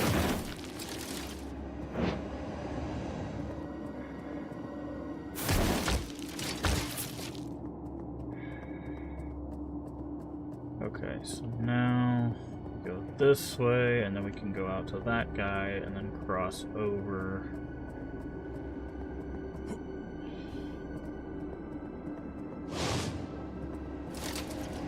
Oh, great.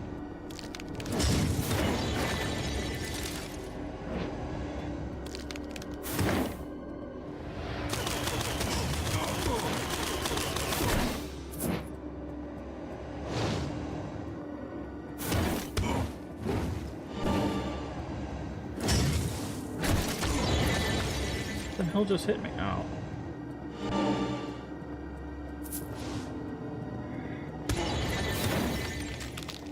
Of course there was another one.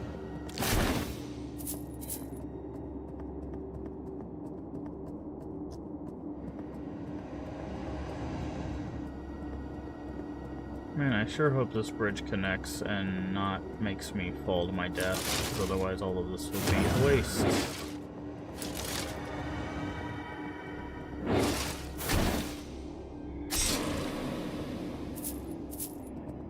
Yep, that's what I was expecting. Only the one connects. That's fine. I don't care. I'm just gonna head for the boss now. And I think I'm ready to be done with this game. They made this area way too big. It does not add anything to the game. It is just to stretch out the game. This whole area is a colossal waste of space.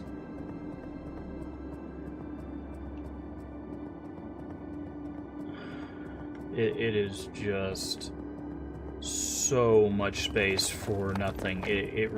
The only new enemy we have. By the way, I have to go all the way back here to get that guy, I think. I'm pretty sure he's all the way over there. The only new enemy we run into are those skeleton things. The rock guys have been reused. The knights have been reused like 2 or 3 times now.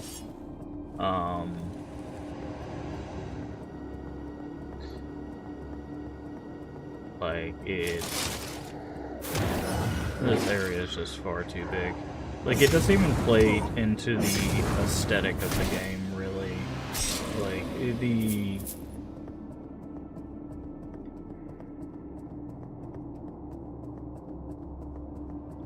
this just, it feels like the realm of Shattering, but green. Like...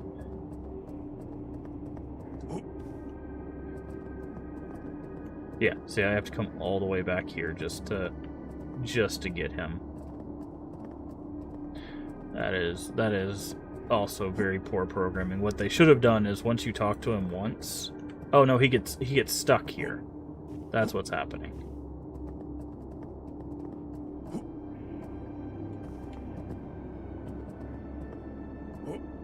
Can he not jump or anything? What they should have programmed is once you talk to him, he should automatically teleport to the next to the gate. So if something happens, he at least can be there.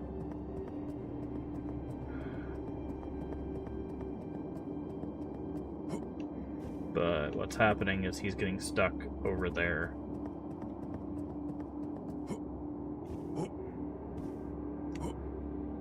Which he couldn't probably jump this gap anyway, so I don't even know why he meets you there. He should just meet you at the entrance of the tower. Like, that just makes the most sense. Like, I've made it here. We should do this together, you know?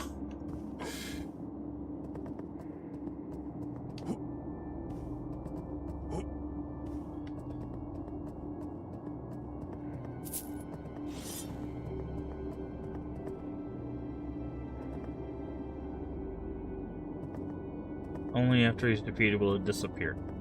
Okay. So, we've been baited. The actual boss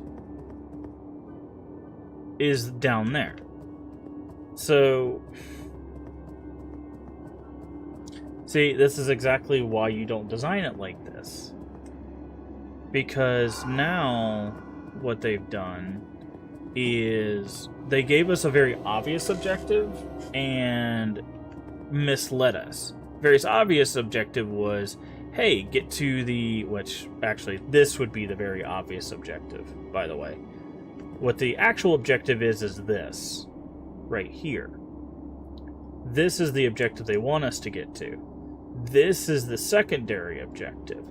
This is just a set piece. So, what they've actually done, unless we're actually supposed to get to this tower at some point, which would make sense, I'm guessing this tower probably takes us to that tower. But, no, actually that tower is the secret tower. Unless we're supposed to go into this bridge at some point, which maybe that's the case. Maybe eventually we're going to go that way. But, like, this is a secret graveyard. That portal was nothing. We couldn't even get to it. Yeah, so this level is very poorly designed. Because this is our actual first objective, then second objective, and then potentially third objective. But you wouldn't know that because of the irregularity of the level design. Like, it has you go up and then down and then teleport over there and then teleport over there. And like I said, this is just like a modified, like, shattering, but in a very terrible way. And also the fact that the enemies do this, right? Like, they fly up and then go through the geometry. That's been a problem throughout the entirety of the thing. Yeah, so what we actually have to do is fight that. And I think that will unlock a path to this, probably. Then we have to go in there, and then that'll probably actually unlock this. Lord have mercy. Okay.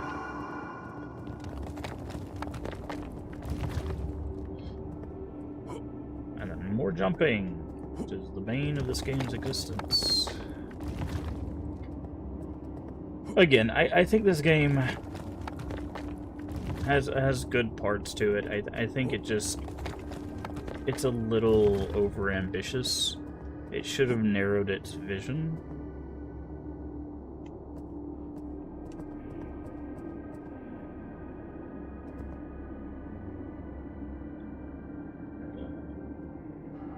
Need identify.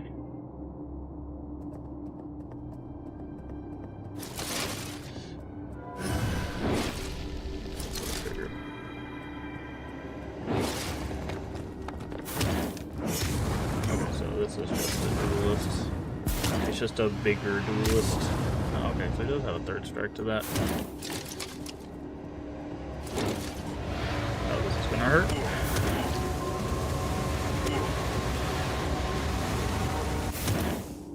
Okay, so running to the right seems to...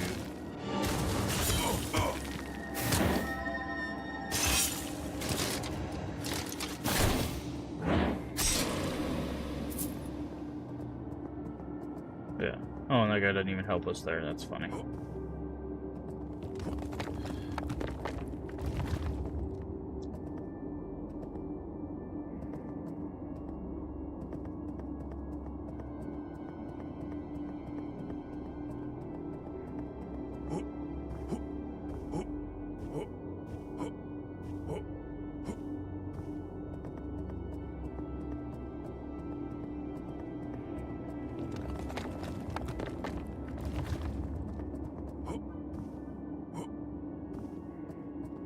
Okay.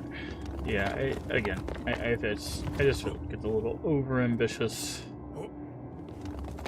Because this has just become tedium, right? And we've talked about it. I hate to hold up the chart again, but there's a frustration and boredom chart that I hold up all the time. Oh.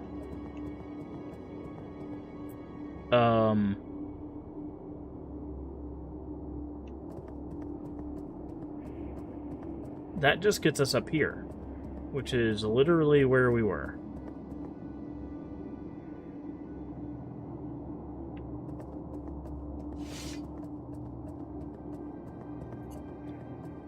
So maybe I read this wrong? Maybe I read this wrong.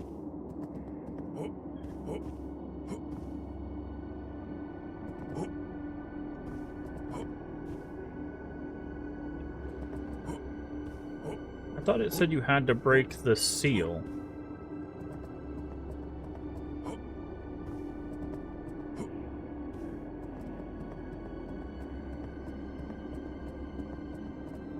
Only after it's defeated will the seal disappear.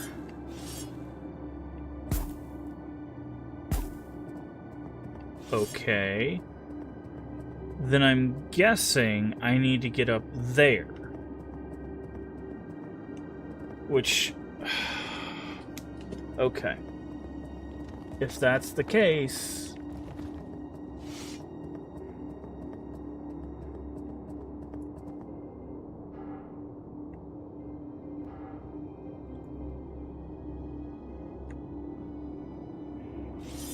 Again, this is really bad design, because then they should have just made it a linear path.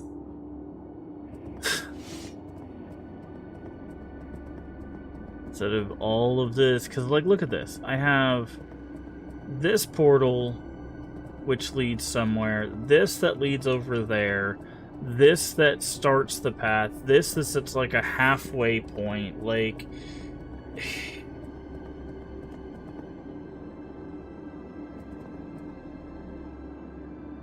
Like, I don't know where this goes. There's this.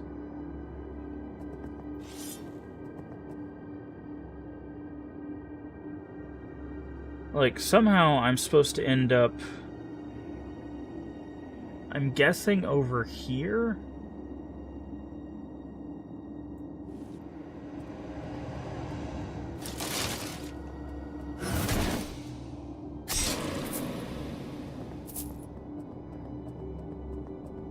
But the thing is, it looks like I've been over there, right? Like, it looks like I've been over there. In fact, I was over there. That's where the eggs and stuff were. And there was nothing else there. Yeah, because that's where the last torch was. So I've been over there.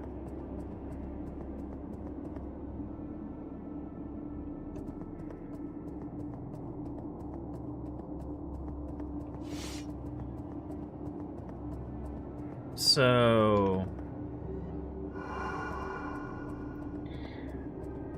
like, yeah.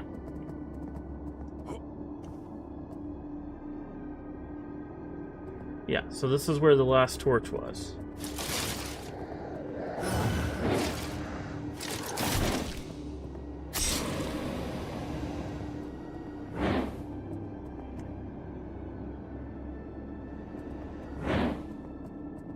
Yeah, it looks like there's a portal right there that we're supposed to get to.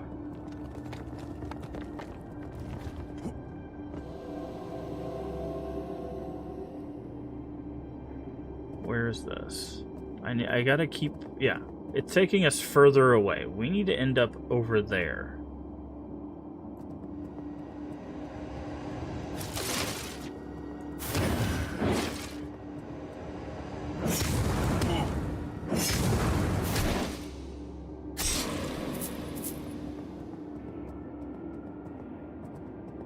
And this isn't it. This is that boss, which takes us back over there. Okay. So how do I get...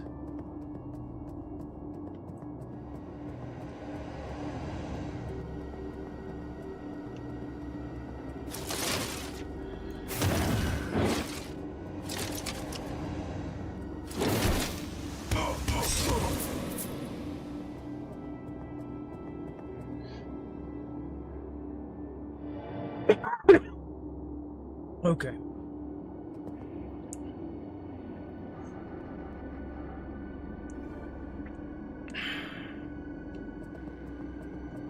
God, this is tedious.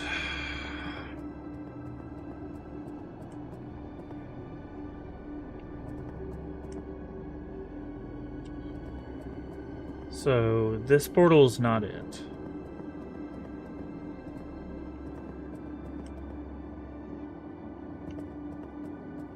Where does this one go? This one takes us somewhere.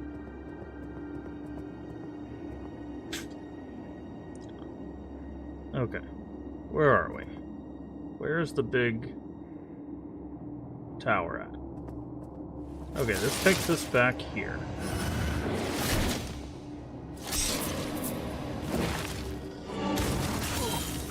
Wait. Where am I hitting these guys that I'm doing more damage? I'm like hitting them in the hand or something.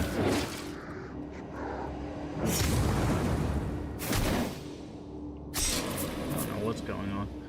Okay. Yeah, you can see, like, there's a whole area there. It looks like there's a portal there, and what we need to do is climb up. And then there's a big knight there that we have to defeat to get in there. And I'm guessing we get in there, and we beat a boss, and then we go over there, right? The problem is, we don't know how to get over there. And then there's going to be a bunch of these stone guys, which suck.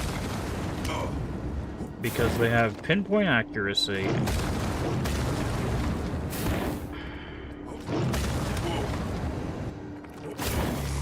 And we don't do a lot of damage to them.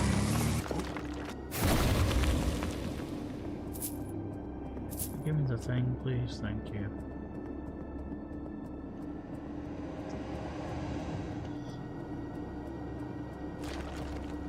Come on.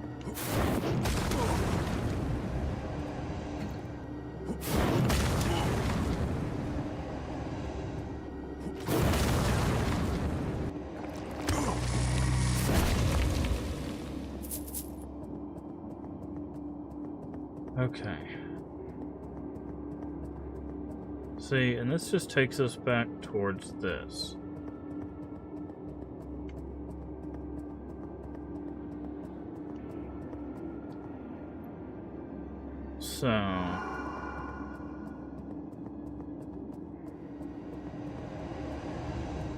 So this way is this guy. So if we grab him... dude, you're blocking me, man. I guess we just farm level ups because this game is poorly designed at this point. They decided that, like, let's have a giant area with a bunch of respawning enemies that has no direction. Like...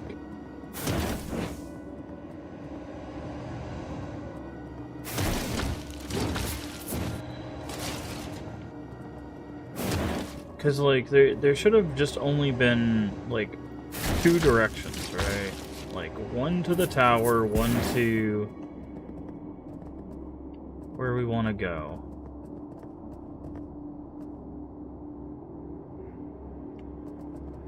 But now I feel like we're running in circles. Okay, we haven't been this way. It's probably this way. Looking at where this path is going, it's probably this way.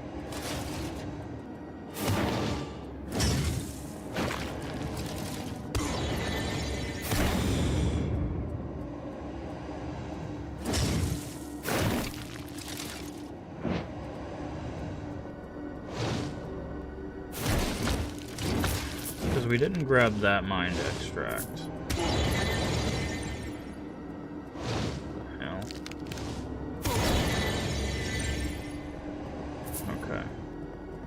So I think this is the way, but man, this is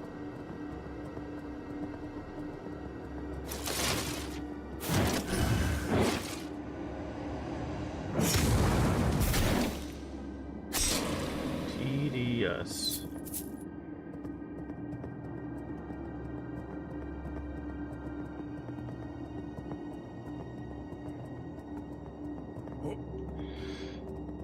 Yeah, so we have to go this way. I'm guessing that portal there leads us over there.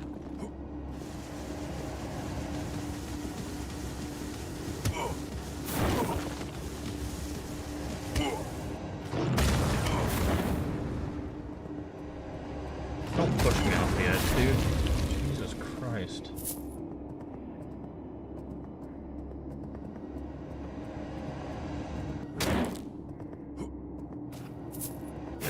Break all these because we need little healing potions. Of course. Oh my god, he almost pushed me off the edge.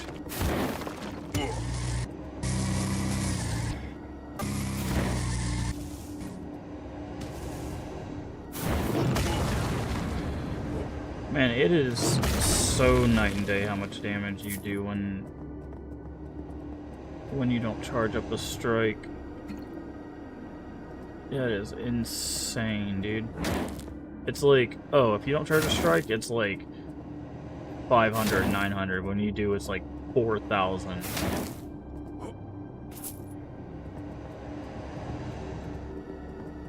Come on, I know there's one more of you guys.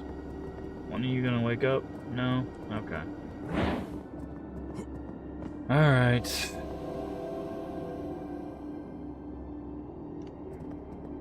Ah, of course. Of course there's one of these here. This is probably the last one in the game, right?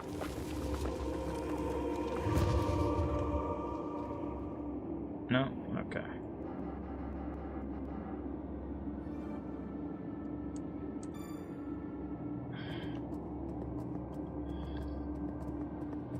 Yeah, see, now we're where we need to be. So we go across here, then we go up there, fight that thing, go in there, fight the boss, then go over to that other spot.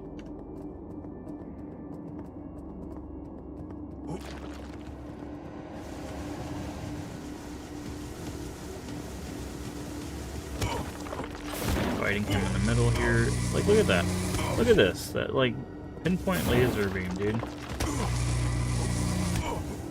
Like, what am I even supposed to do there?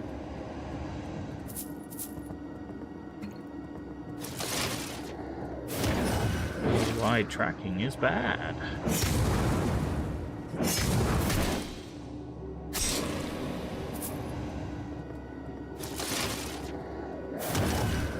By the way, I know I talk about tracking, people are like, well, how would you fix that? You act like you know everything. You register the player's last known location, and that's where the enemies go.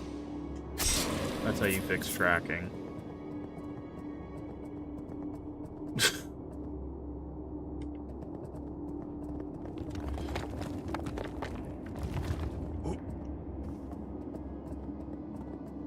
It's been done for a while. In fact, last known location is how they do stealth games, if you didn't know. In fact, modern horror games can actually learn. You can learn from both modern horror games and Souls-likes that do terrible tracking. Can learn from older games because games that have what's called follow-through, which is where basically what's happening, and what I talk about by tracking, is instead of an enemy going follow... See how this guy is always following me? Right? This is tracking. He's player tracking. Right? So what he should be doing is, if I strike and he's here, right, but he moves, I should continue following in this direction, even if he moves out of the way, right? So what you do, from a development standpoint, is right before he dodges, I as the artificial intelligence of the game, the NPC, the enemy, register his last known location, which is here. And then I go attack, right? So this is me attacking, right? Shoo.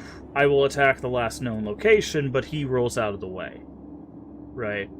So sometimes what ends up happening, you can still see this in the Souls games, sometimes it'll register last known location mid-roll, so you'll see some bosses turn a little bit, so it won't be perfect, right? So it won't register last known location as here, it'll register it as like slightly to the left, or just a little bit to the left, right? That's because it's not getting the perfect last known location, it's getting a slight last known location.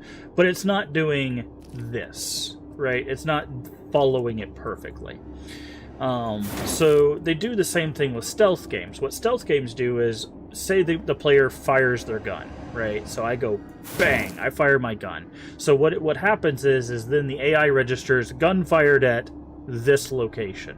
So as long as you're stealthing away from it, the AI will go, oh, the gun was fired here. I'll check here and then patrol around this area, right? That's also where you get a lot of last known location registration from. But unfortunately, games aren't programmed like that. Like independent developers and even AAA developers. We saw it in Mortal Shell, the first Mortal Shell game. They're not doing that. What they're doing is what this is doing, which is where it's perfect tracking. So no matter where I go, this guy is following me, right? And you want it to track to some degree, right? Like, as long as there's not an attack going on, you do want it to track the player. But what you don't want it to do is to keep tracking while it's attacking, because then the player doesn't really have a recourse for that. Unless they're blocking or parrying. Now, again, in a parry-heavy game, you could get away with that. In a block-heavy game, you might be able to get away with that. But, again, it's one of those things that you have to think about how those kinds of things work. Now, if you watch the Kingsfield games, they do have this kind of, like, tracking. However, the one thing that the player can do, and you can see this in our playthrough. Now, the first Kingsfield is a bit of an anomaly in this. They do have player tracking. However, depending on the frame rate, the player can eventually outpace the enemy. Now, one thing you end up learning about Kingsfield is what you actually have to do is this motion, especially in Kingsfield 2, where you can't, in some cases, outpace the enemy, is what you have to do is you have to go attack, move away, attack, move away, attack, move away. And that's because the stamina system doesn't work like this. So the way Kingsfield's stamina works is the bar starts full, you attack, and then you have to wait for it to build back up. So it works in the inverse of how this system works, right? So what you're waiting for is your stamina to get back so you can attack and move away, attack and move away, or you're cycling and you attack and move away, you cycle, attack, move away, right? There's a reason why the dance of openings exists in Souls games, and it's because of Kingsfield. Again, if you've not seen our playthrough or anyone's playthrough of Kingsfield, I'm sure you could still see it even if someone has not, like, played through it completely. So you see how it jumped over there and missed? That's follow-through, right? Like, what it's doing there is actually what every enemy should be doing.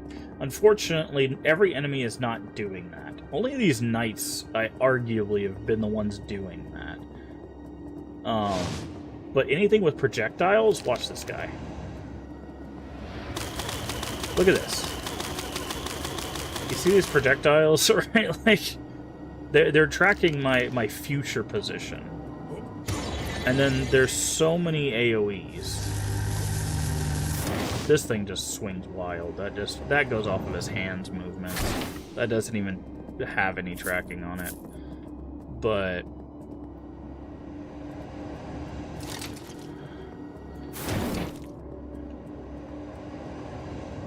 you see how the block there was tracking me the entire time?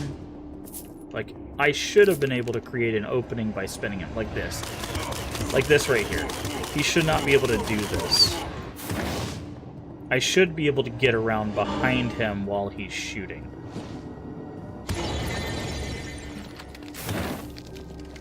There should never be a case where I spin around an enemy and they're just like 360, right? I should be able to get behind them. They shouldn't have that kind of spin speed.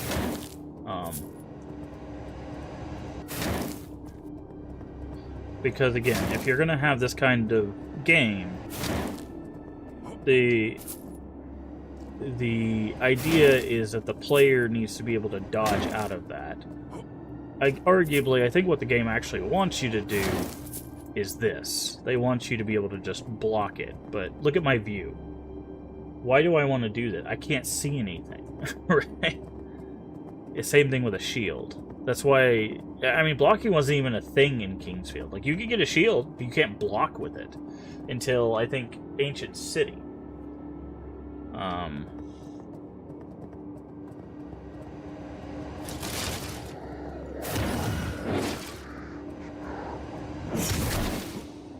So...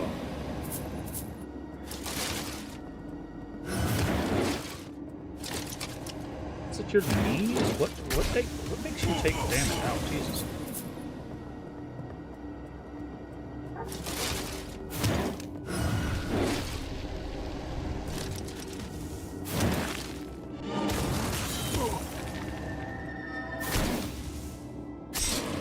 Okay.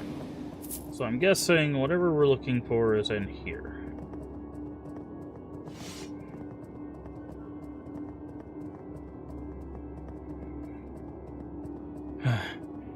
But...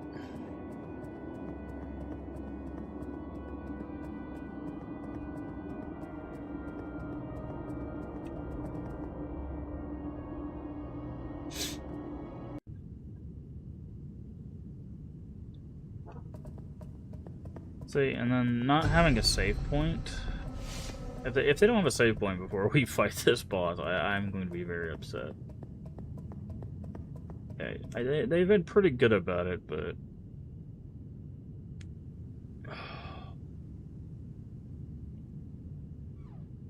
Because if I have to do that run, like, every time, that's...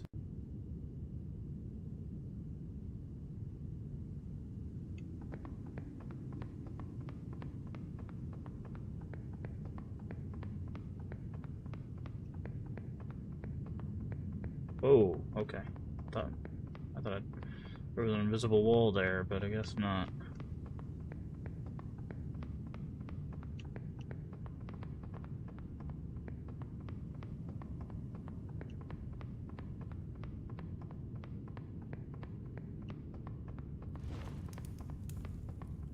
I think this is where we started.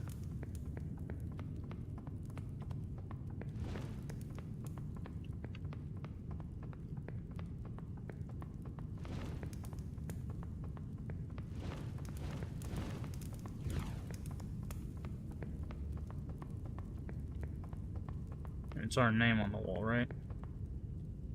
Verho. Yes, because that's not the name that we put.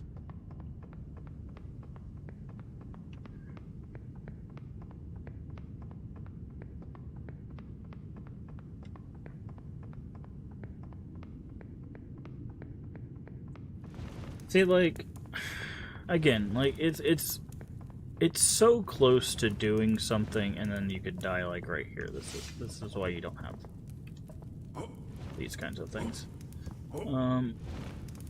Like, it's so close to doing something very cool, but it's being bogged down by all the other stuff. Yep, this is my mask.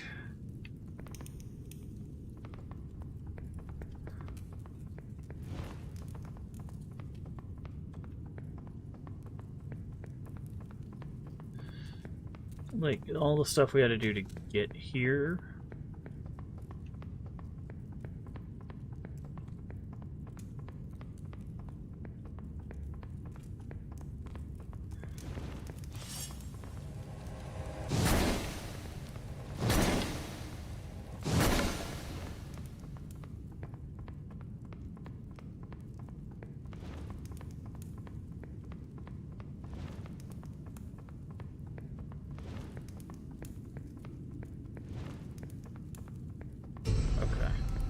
Paths end. Okay, that is all the mask altars. So.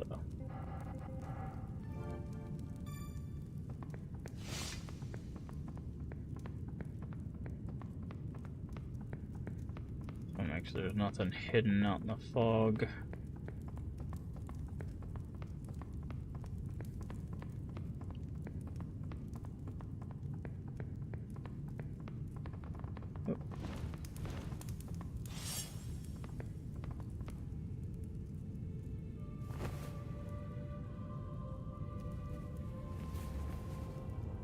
Nothing to fear but fear itself.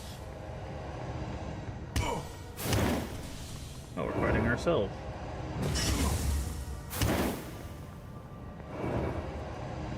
I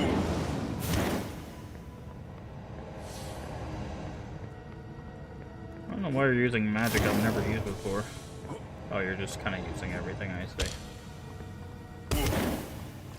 Oh, they leave poison clouds. That's weird.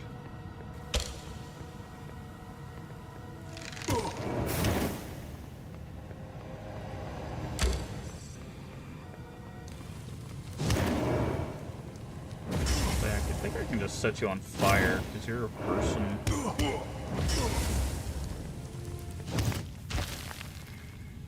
Alright, and now for fear itself. There you are.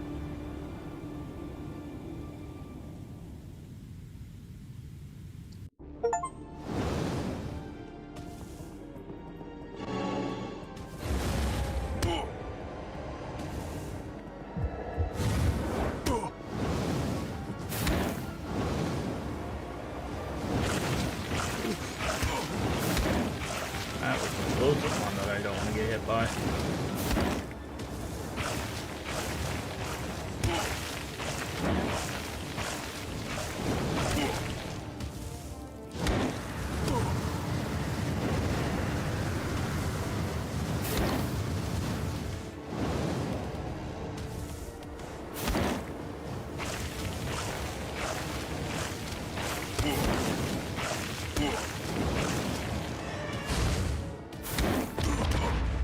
Come on, Mir. You gotta do more than just stand there and stab him, man.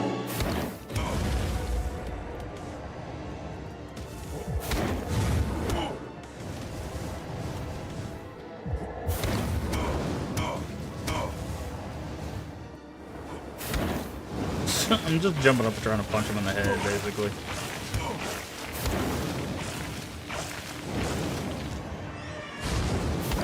I don't know if it does any extra damage, but they're worth a try, right?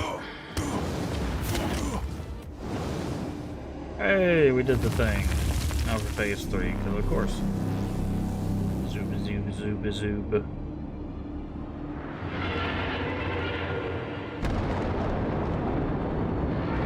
Look at you.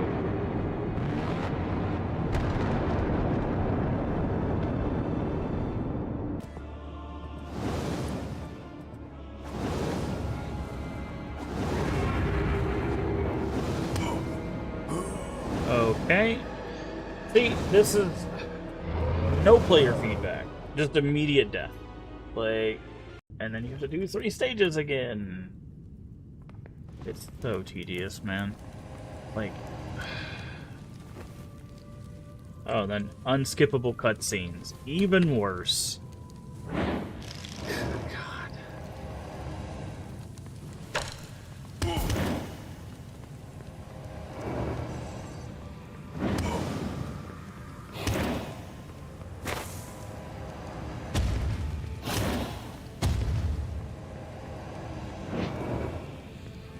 I'm not hitting that shield. I know what that shield does, thanks.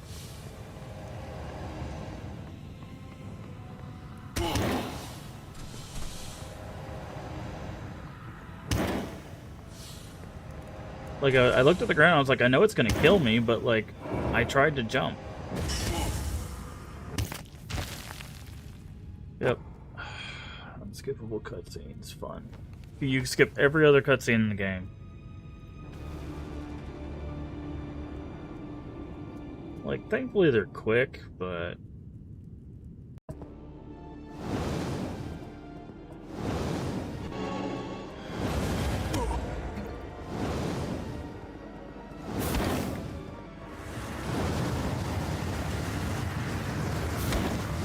Oh, I'm stuck. Okay, I thought I maybe could run through him, but no, you can't do that.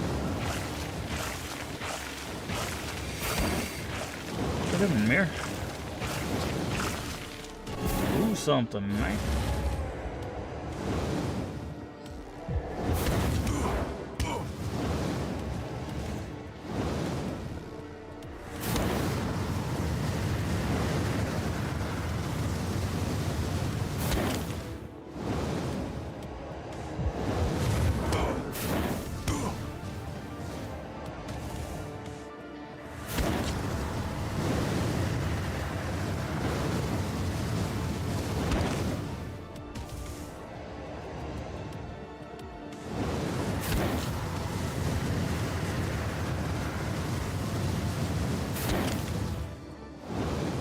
Wait, am I supposed to use this?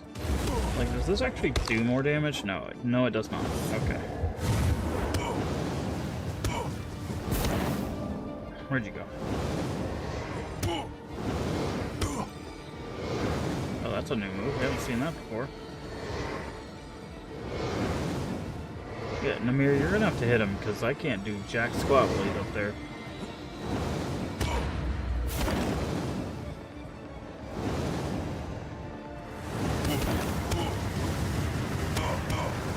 Oh, that's not fun.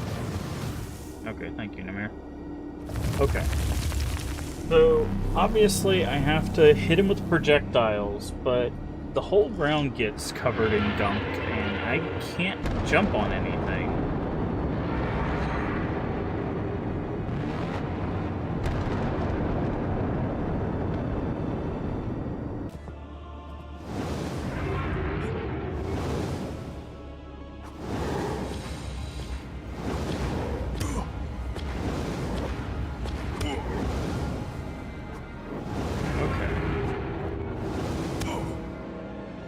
There we go.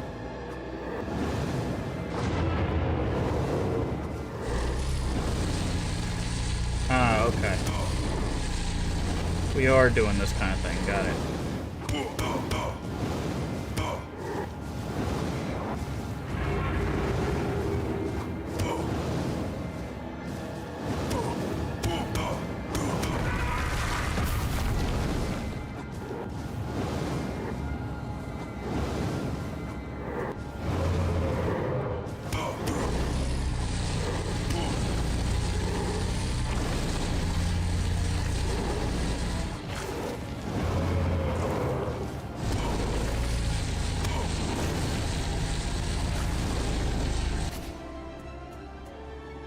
Okay. Is this the end? I guess we'll find out.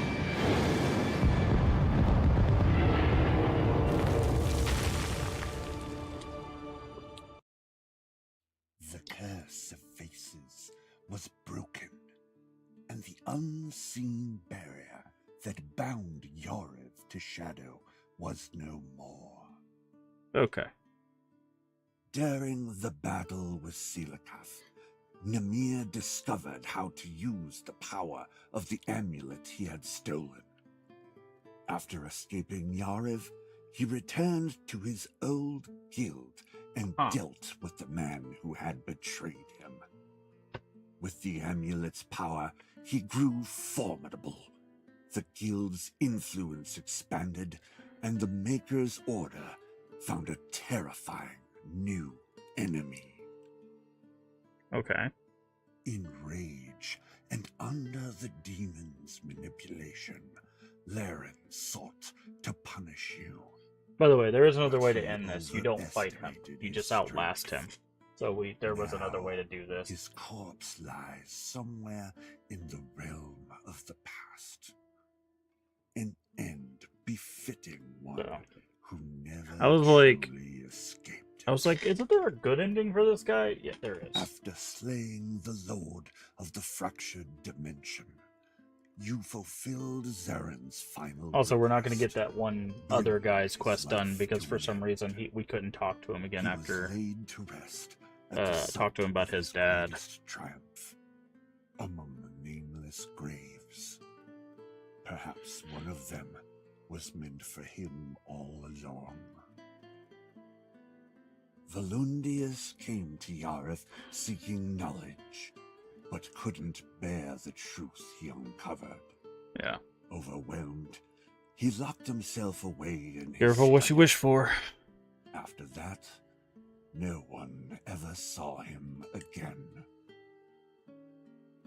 Easton ended Garrett's killing spree, leaving behind in the nameless village a blood-soaked testament to the might of the Moye mages.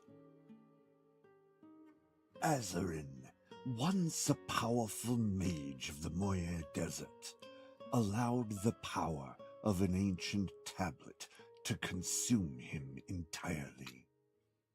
Yet the strength he gained at the cost of his Also, apparently, mind you can break proved the too tablet little in this in fight. his There's an final achievement for battle. that. Now, You don't. his I don't know if body that lies stops the among fight or nameless if that just gives you a different outcome. feeding the beasts of So that's why Yareth. there's this. The winds howled across the barren peaks of Mount Ingle, the ancient mountains standing silent as the world below shifted. The final act of sacrifice was bitter, yet necessary. Sorelia's last breath, a quiet whisper of both defiance and acceptance, marked the end of her earthly pain. Though her body was gone, her presence lingered, ready to aid in the battle that lay ahead. She would not be forgotten, not entirely. As the weapon, forged from her gentle soul, thrummed with newfound power, a voice, soft yet clear, whispered within your mind. Do not forget me, Masked One. My journey may have ended, but yours has just begun. Amniat returned to Maskless Village, striving to rebuild Avgrund so the people there could live out their I don't know if you can break their days curse. as best they could. And as for you, We're forgotten.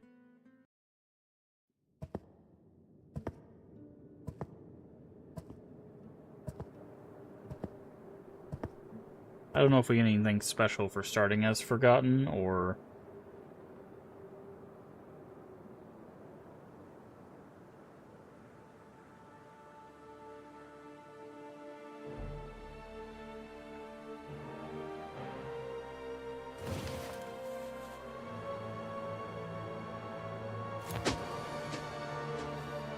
Oh.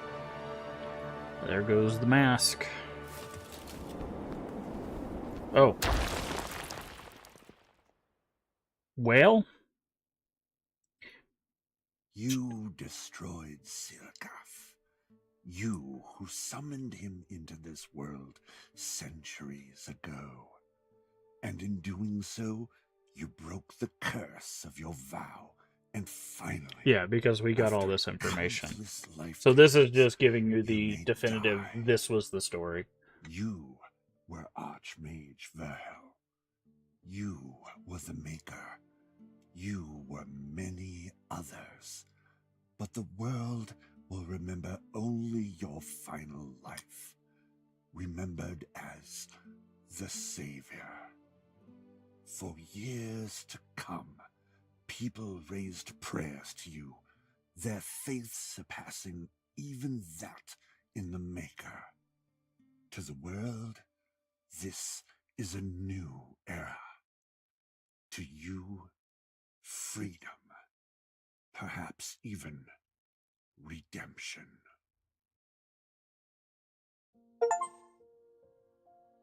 Time to rest. Okay, that was the redemption ending. Yeah, I'm sure there's other endings for refusing early on, but yeah. Alright. I don't know if this is going to be copyright, so I'm going to go ahead and mute it. Yeah, I think the ending, unfortunately, really kind of slowed it down some. I think the game overall is still very, very solid. I think it's just that whole last area was meant to be a very set piece area, but because it was a set piece area, it was just too big. Um, it's so funny because if you go back and look at the last area of Kingsfield, it's very small. It's very, very small. Like we got through the last area of Kingsfield, where Gyra's lair is in like 5 minutes. Now, we had to backtrack a bit because we didn't have the armor to be able to survive Gyra, but like the actual area is very small. And that's because like they had already gotten you to the climax. They didn't want to drag that out, right? Now they might have run out of money and time for all I know. But and I I feel like this game, like I said, it definitely has some very Kingsfield like stuff in it, but I feel like this game leans more towards a Souls like with a lot of references to Kingsfield like stuff. Um and I don't think that's necessarily a bad thing. Um like there you don't have to hold true to a genre. We've talked about this before. You don't have to hold true to a genre to okay, we're back. We're back in town. Oh, there's New Game Plus. 100, 100, and then we'll just do Constitution. Why not? Confirm. But you don't have to hold true to the things that established a genre to be a part of that genre. So let's go over here and talk about the game for a bit. Actually, we'll just go ahead and do a full-on review.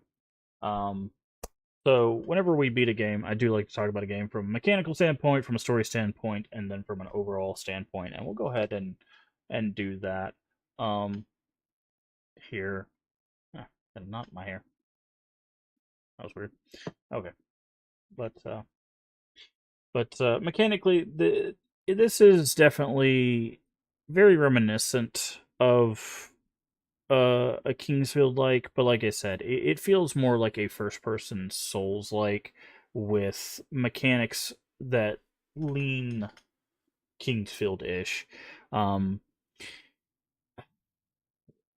I think like there's no argument to be made that this isn't a Kingsfield like. I will say that. This is definitely a Kingsfield like. But I think the Souls like aspects that it does have actually hold it back. Um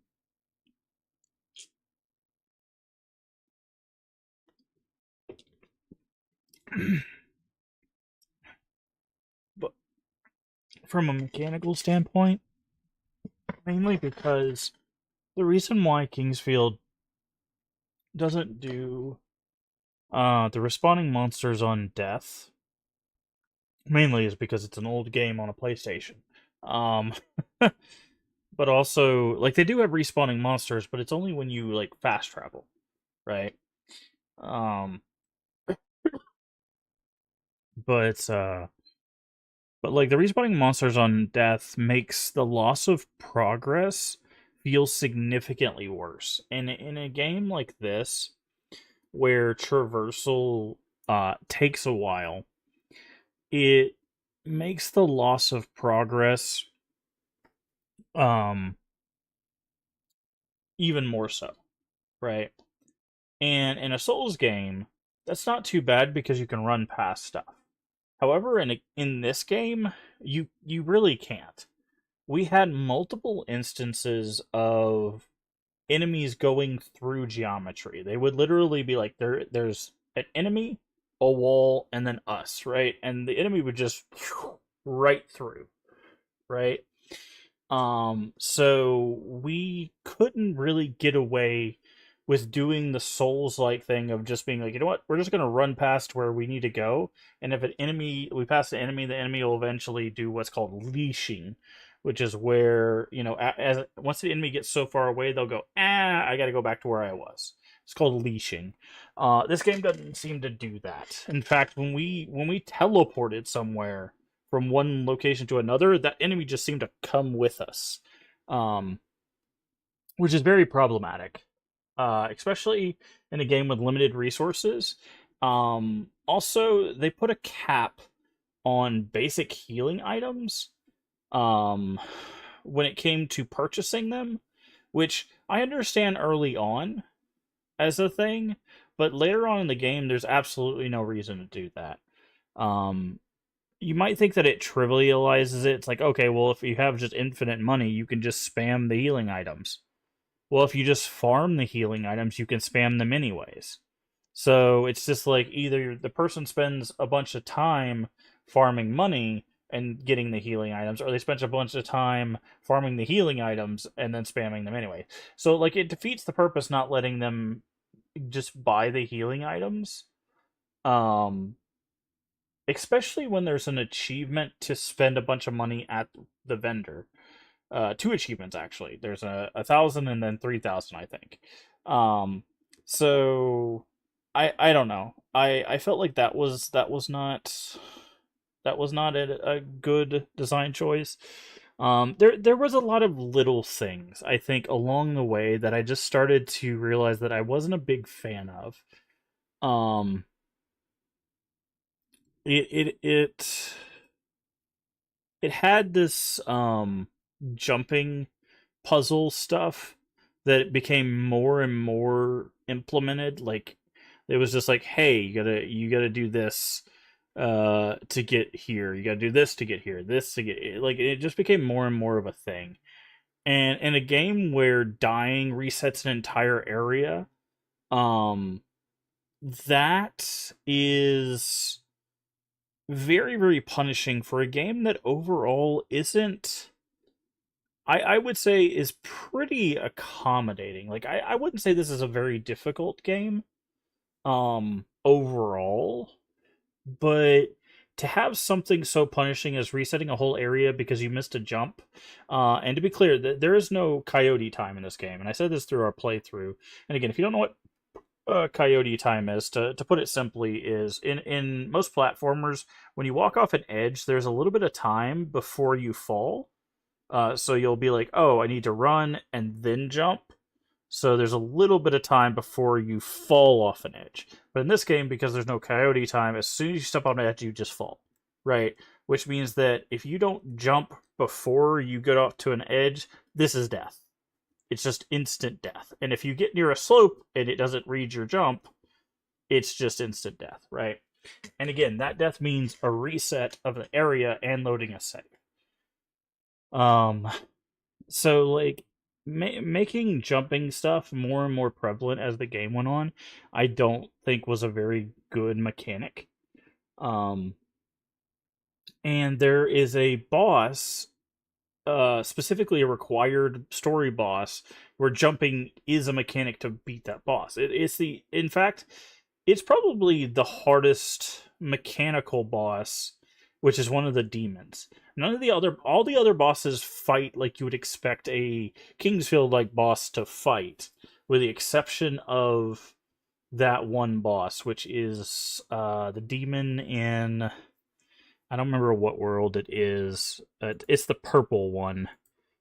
Um,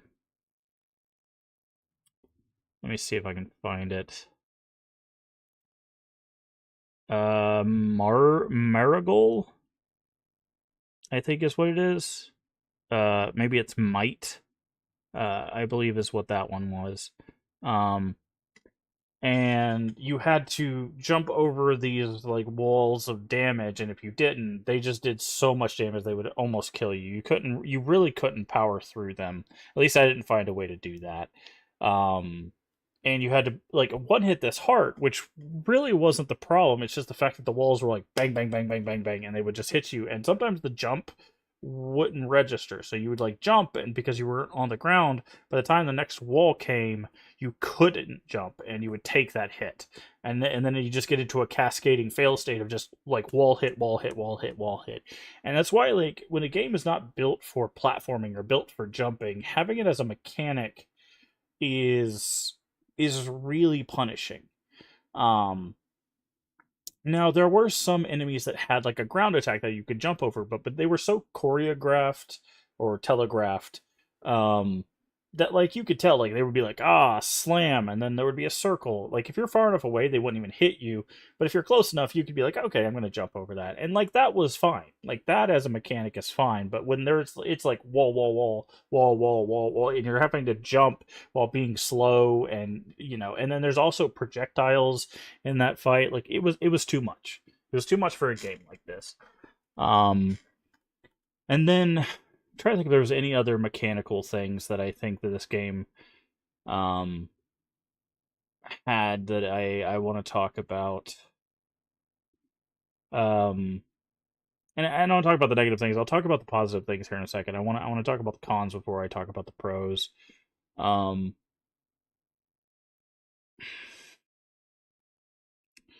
I think we did run into some bugs. Very few. We did run into a few cases of getting stuck in geometry, which it happens in all games. Like you tend to find places where you get stuck.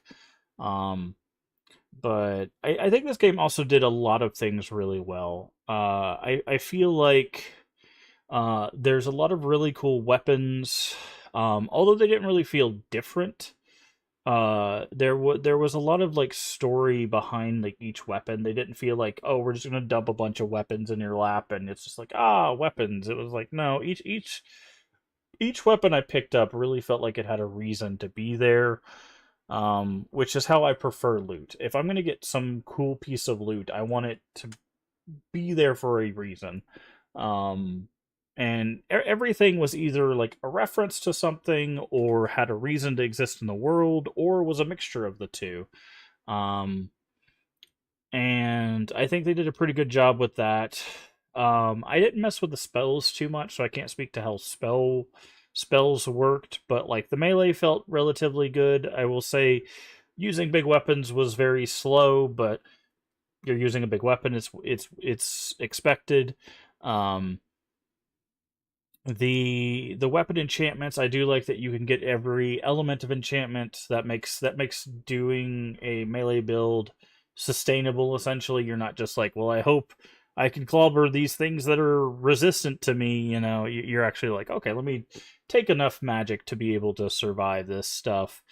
Um, like it's pretty well balanced. Like I said, other than I would say a few things throughout the game, like the jumping, that boss fight, and a few other things, I feel like this is a pretty accommodating Kingsfield. I've played through the original Kingsfield, Shadow Tower, stuff like that, and those games are pretty unforgiving. Like they do not accommodate new players. They do not hold your hand or anything. And I feel like, with the exception of trying to traverse the last area, um, This game is pretty straightforward. It was pretty easy. We did get stuck once, but that was because of me literally looking at a door, going, "Oh, I need to go that way," and then just not going that way. Um, so I didn't feel like I really got lost, other than that one thing, which was my own fault.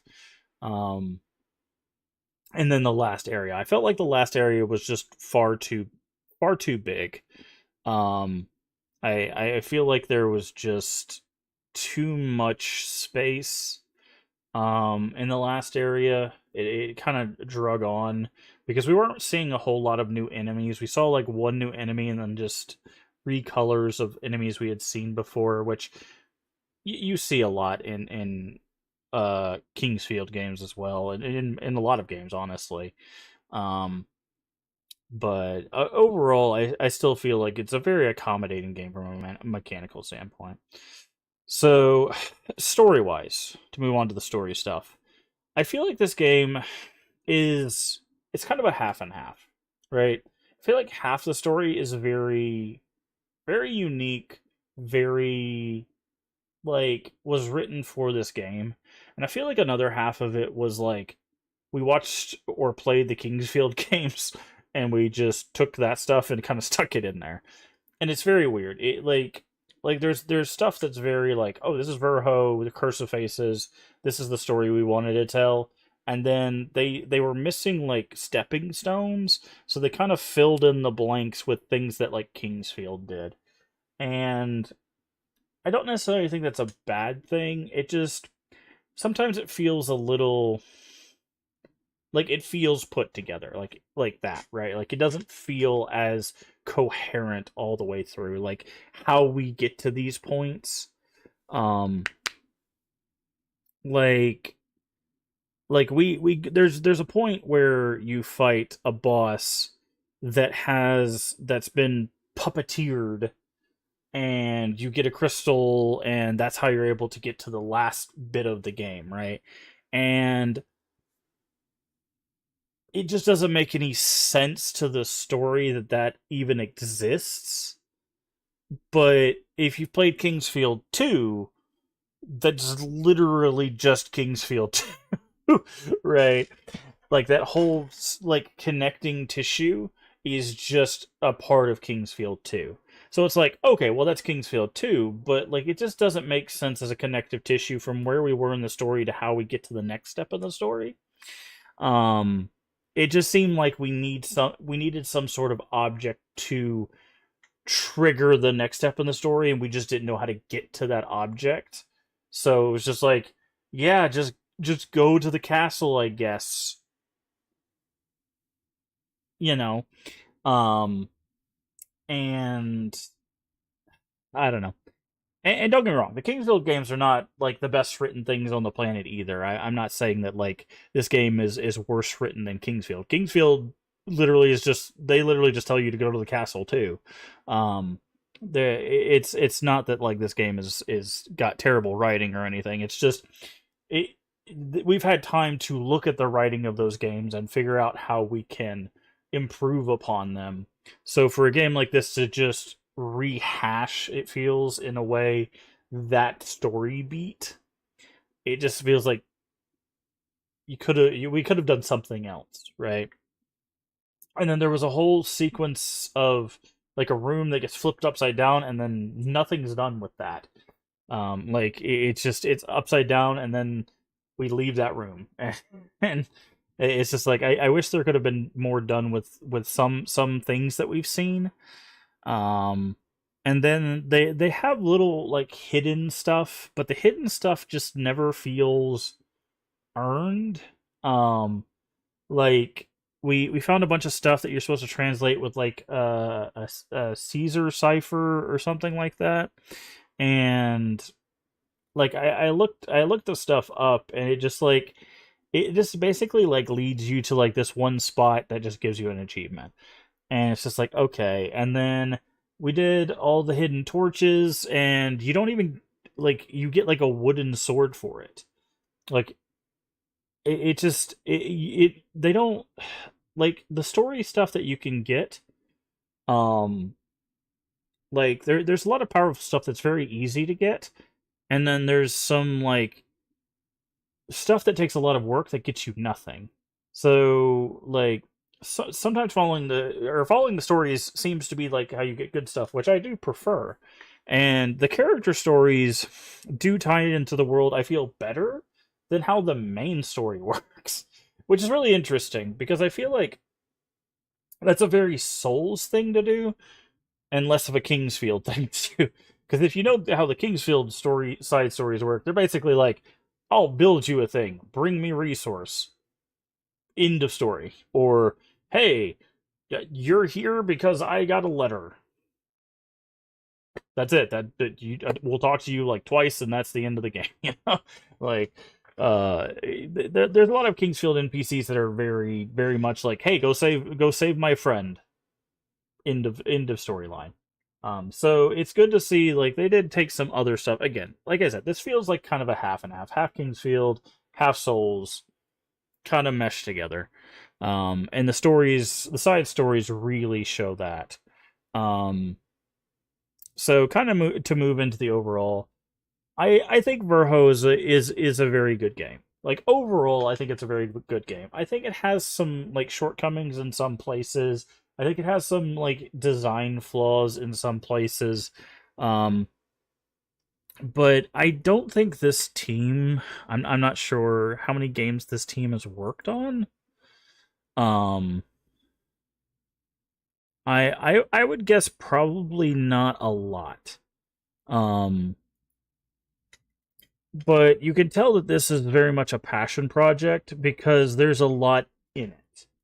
Um, but there's just like little nuance things that you learn over time that I think that they if this team was to move on and do like another project, especially in this vein, I think they probably could take the knowledge they have of this game and make a really like very clean game for their next one. But I think this is a very, very good game. I think this was a very ambitious game, and I think that might be part of the reason why some of it doesn't quite click as cleanly as you would hope. Um, is there? I think there's just a lot here, and I think it was again. I think this is a very good game, and uh, whenever we get to the overall, usually this is where I talk about whether I would recommend it or not. I don't do like 10 out of 10, 5 out of 5, 3 stars, whatever. You know, I don't do those kind of rating things. I don't think those are very, very helpful to this. I basically talk about whether I would recommend it or not. Um, this game is $20. It does have a new game plus mode.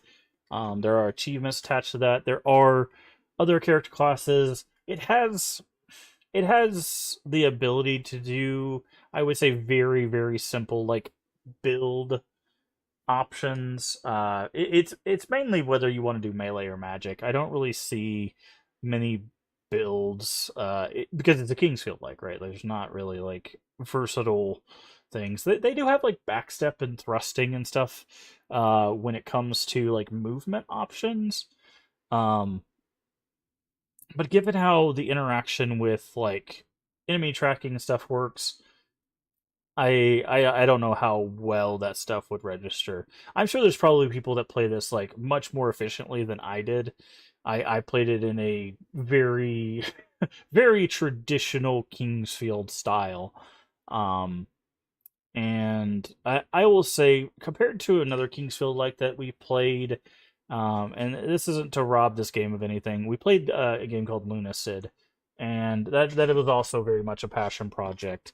Um, I feel like Lunacid is much more on the Kingsfield side of things. Like I said, where this is much more leaning towards like a Souls like Kingsfield.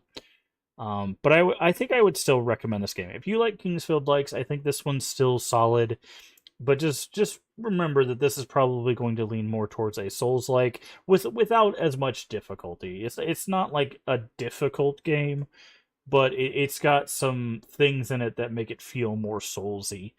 Um, but for $20, I think you can definitely get that worth. There's a lot of really cool stuff in this. There's a lot of homages to Kingsfield. Like I said, there are build options. There's a lot of spells we didn't interact with. I'm sure maybe spells probably trivialize the game in comparison to just going with a giant weapon and just swinging. We did find all the legendary weapons in our playthrough. We try to do as much as we can from an achievement standpoint. There was some stuff we did miss. We got 86 of 108 achievements. Some of the achievements are New Game Plus locked and hardcore mode locked. There is a hardcore mode, which is like basically permadeath with slightly harder enemies. But yeah, I would say overall I do recommend it. If I didn't enjoy it, we wouldn't have kept playing it, obviously. And we put about 19 hours, a little over 19 hours into that. Like I said, that was 86 achievements. We went and did a bunch of the side stuff as well. So that's going to do it for our playthrough of Verho Curse of Faces. If you did enjoy this, don't forget to like, comment, and subscribe. And we'll see you in the next playthrough. Thanks, YouTube. Bye-bye.